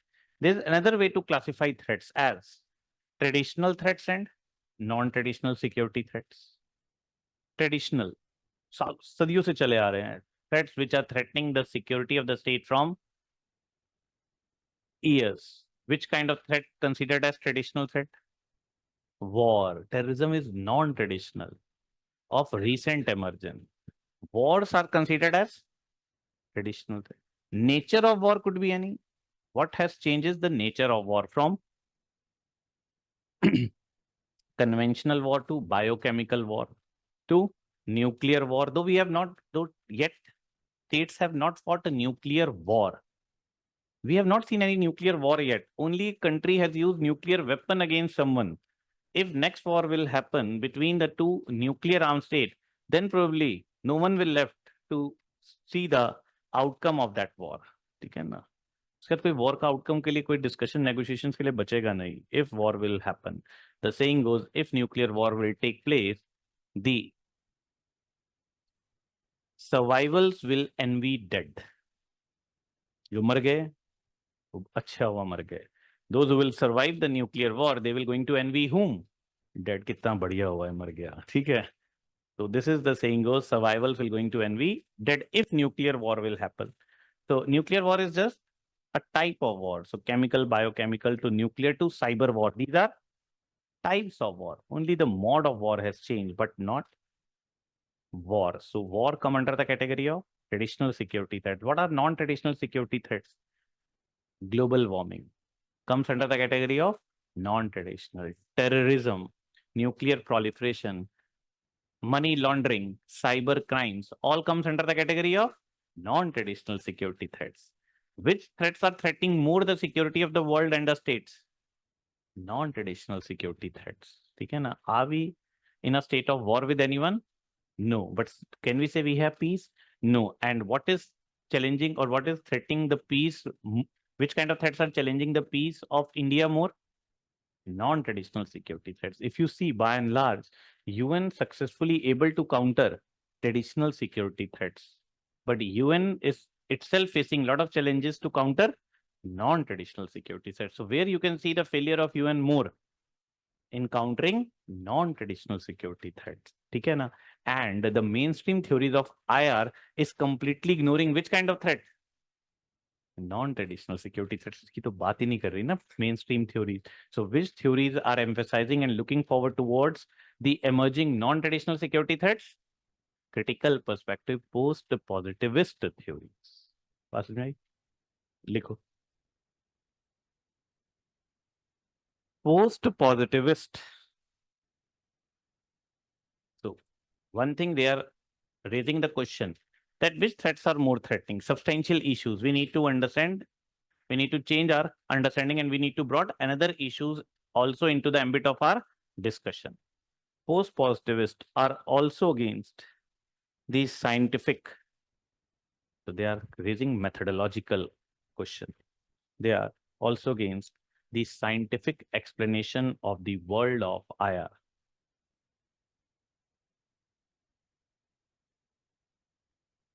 They are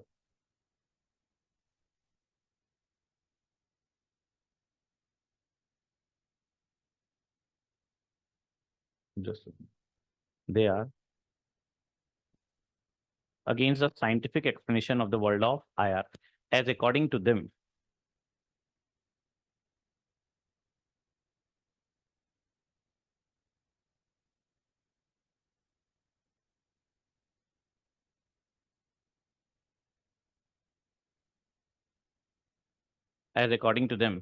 it is not possible. According to them, it is not possible to ignore the normative values. Ignore the normative values. As human behavior is the integral part of IR. As human behavior is the integral part of IR.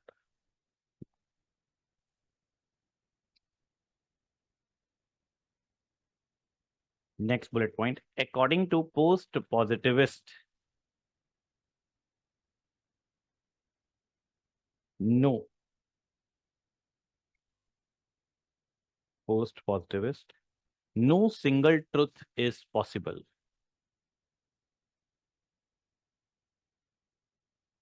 No single truth is possible.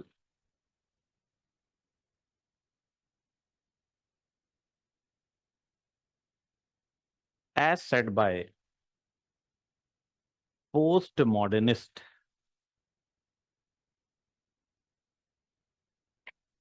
comma inverted comma, incredulity towards meta narratives. Incredulity towards meta narratives. Who said this? Incredulity towards meta narratives. Incredulity. Postmodernist भूल गई. Who said incredulity towards meta narratives? Lyotard. Okay. Incredulity towards meta narrative. Derrida said what? Yes, ये याद है. Every understanding is misunderstanding. हाँ, ये नहीं भूलते हो. Incredulity towards meta narrative. Next point. According to. सोचना कभी जो भूल रहे हो वो क्यों भूल रहे हो, and the things which are somehow going into the permanent memory where you are listening once and you are remembering it for eternity. What's the reason behind that? ठीक है ना? So that you should start working on that particular aspect, how to memorize things, because in the end you have to remember so much. So you have to work on building your memory power, memory capabilities. ठीक है ना? You have to remember so many things in codes so that you can remember a lot of information. ठीक है? According to post-positivist scholar,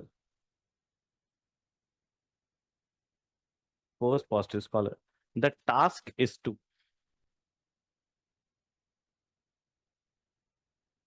examine the world from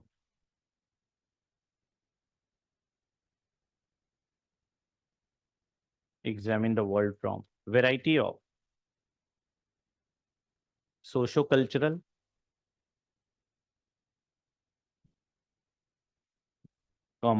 economic, political,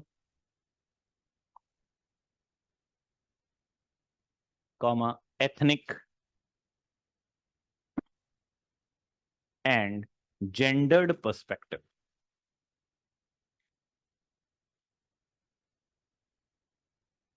And thus post-positivists have taken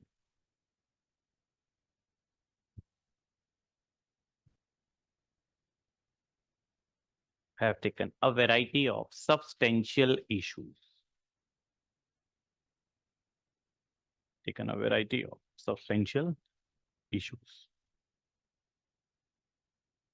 ठीक, एक note लिख लो.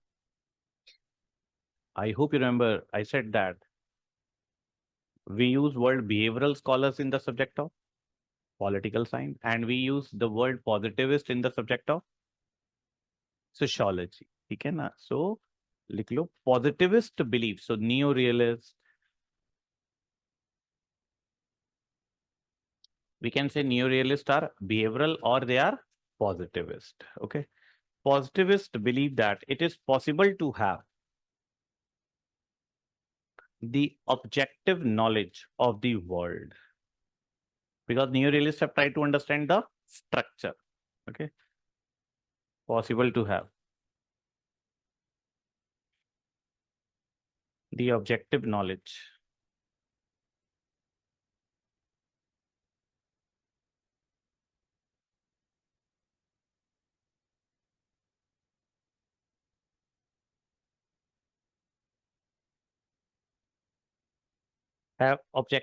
of the world, and their view is that political world has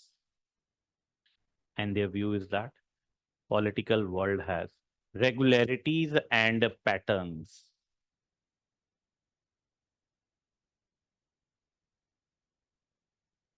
The view is that political world have regularities and patterns. ठीक है ना? So neo-realists are positivists. Those who have tried to understand the regularities and patterns. Those who believe no, it is normative, they are known as post-positivist. ठीक? So they have put a question mark on both how to study IR, methodology, and which issues are more relevant and important. ठीक? So first post-positivist theory or perspective is feminist theory of IR. क्या?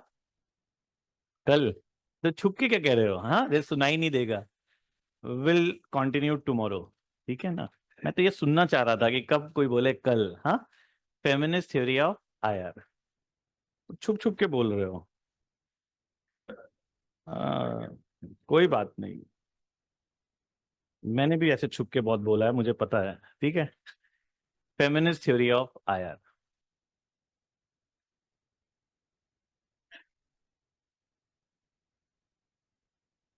So when audience is clapping, it can be of two reasons, and speaker needs to clearly understand why speaker is getting a lot of adulation from the audience. One, genuinely they are appreciating, or now they are too bored and they are clapping.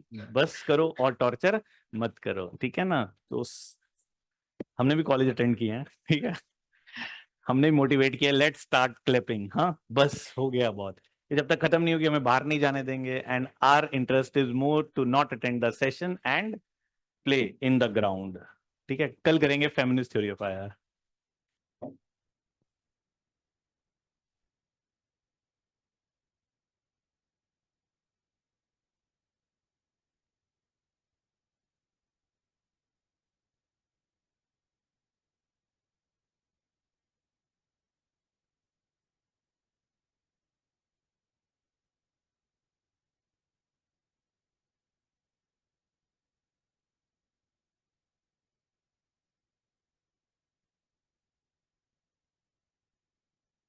हाँ for sure you can. Your first test will be around 20th of November.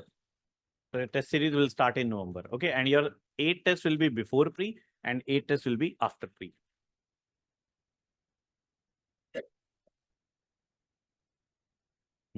Ram sir is also here in the class today. Students are asking what will be the tentative date for the test series. I think you are not aware about Ram sir, है ना? मिले हो कभी इनसे? So Ram sir, he's a postgraduate doing PhD in Pol Science from JNU, and he takes care of the test series, and he has written this year mains also for the 3rd time, okay, 5th time. कुछ कहना है?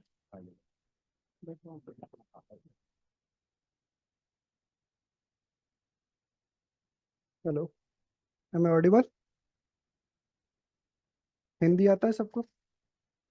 बीच बीच में if I say some sentence. Okay, कितना syllabus हुआ है अभी तक? What we have done so far? Just one person can answer that. Anyone? Paper 1, which are theory approaches, okay. Paper 2 अभी start, theories of IR start हुआ है। Theories of IR में क्या क्या हो गया है? ऑलमोस्ट कंप्लीट हो गया। रियलिज्म मार्क्सिज्म हो गया, all of recently done. Okay, चलो एक सरप्राइज चीज ट्राई करते हैं, just for 5 minutes, okay. Take out your paper, one paper only.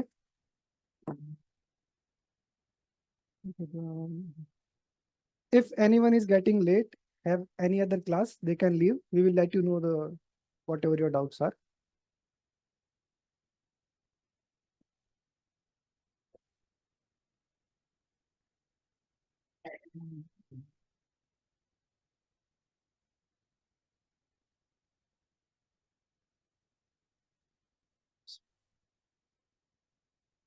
Sure.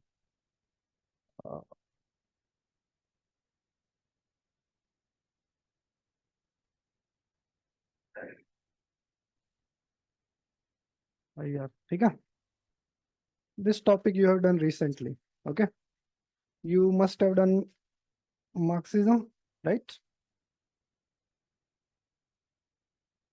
And you would have done realism, right?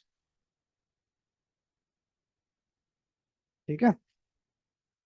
You know the difference between these two, okay? There was a question last year. What are the similarities between these two theories, right?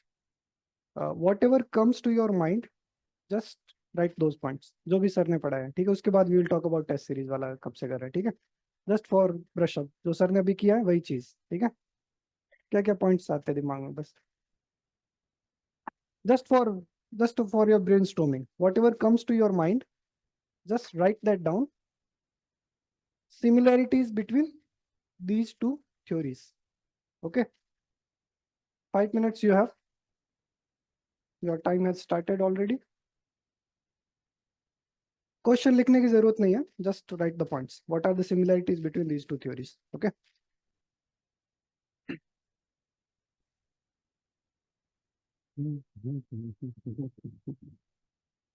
Right. What? Okay.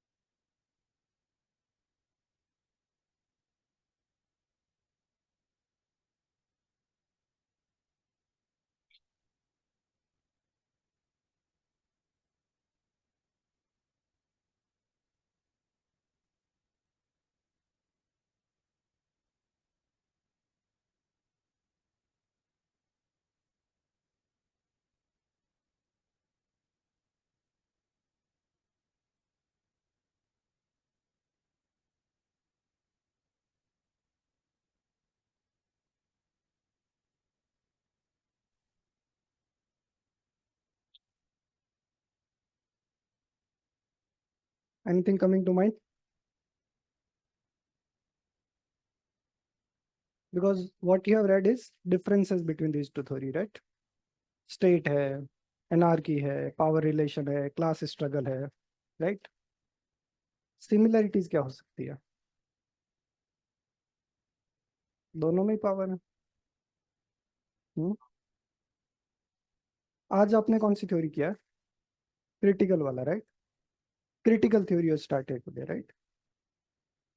तो जो आपने बहुत basic सीखा है ना आज, वही basically इसके आंसर में आएगा. बिकॉज दीज टू थ्योरीज में ज्यादा कोई सिमिलैरिटीज है नहीं.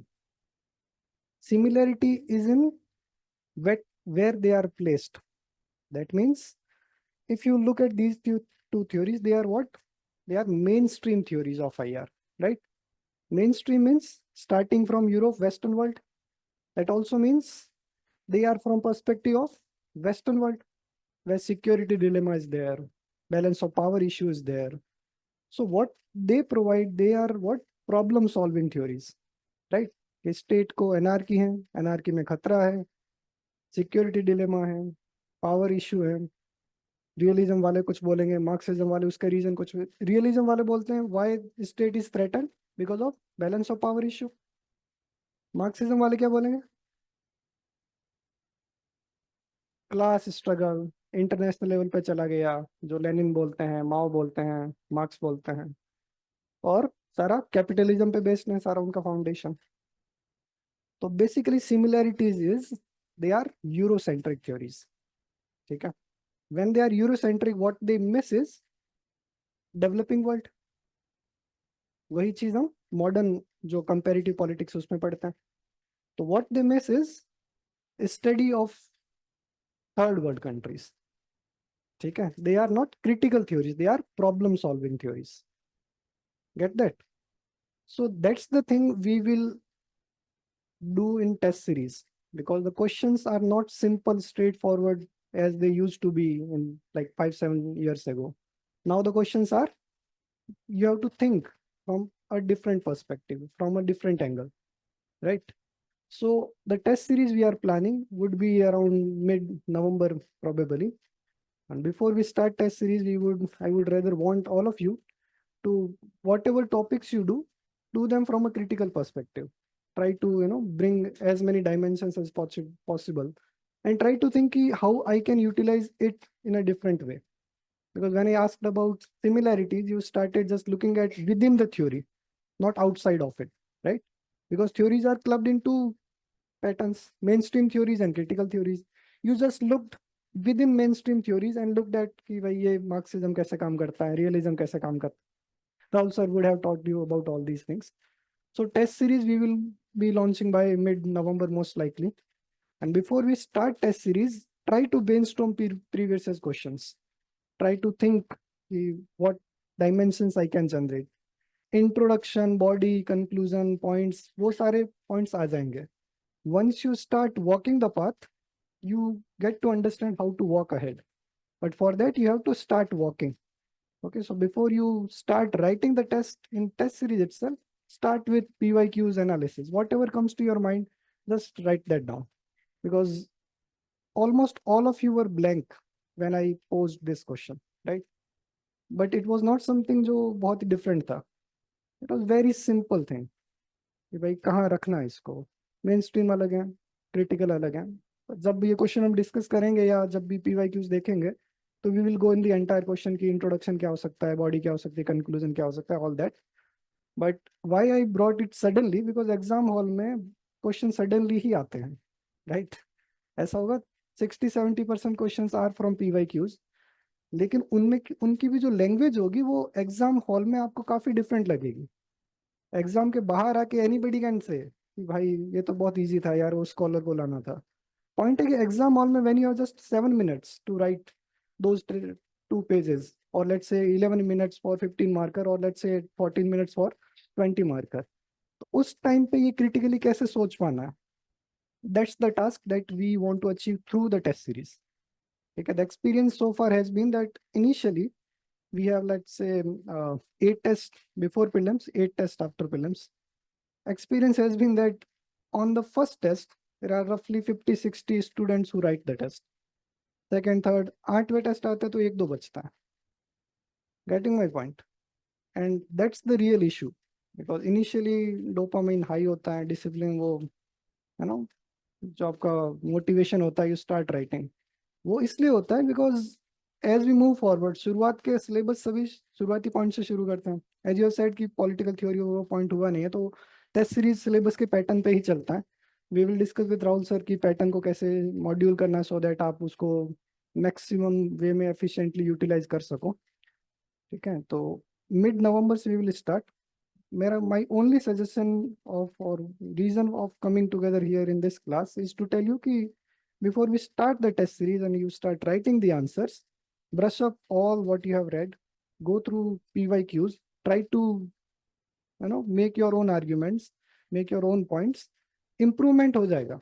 There is no perfect answer in first day, there is no perfect answer in first week, there is no perfect answer even in second or third month itself. Perfect answer बहुत बाद में आता है. सबसे पहले शुरुआत होती है किससे? खराब आंसर से.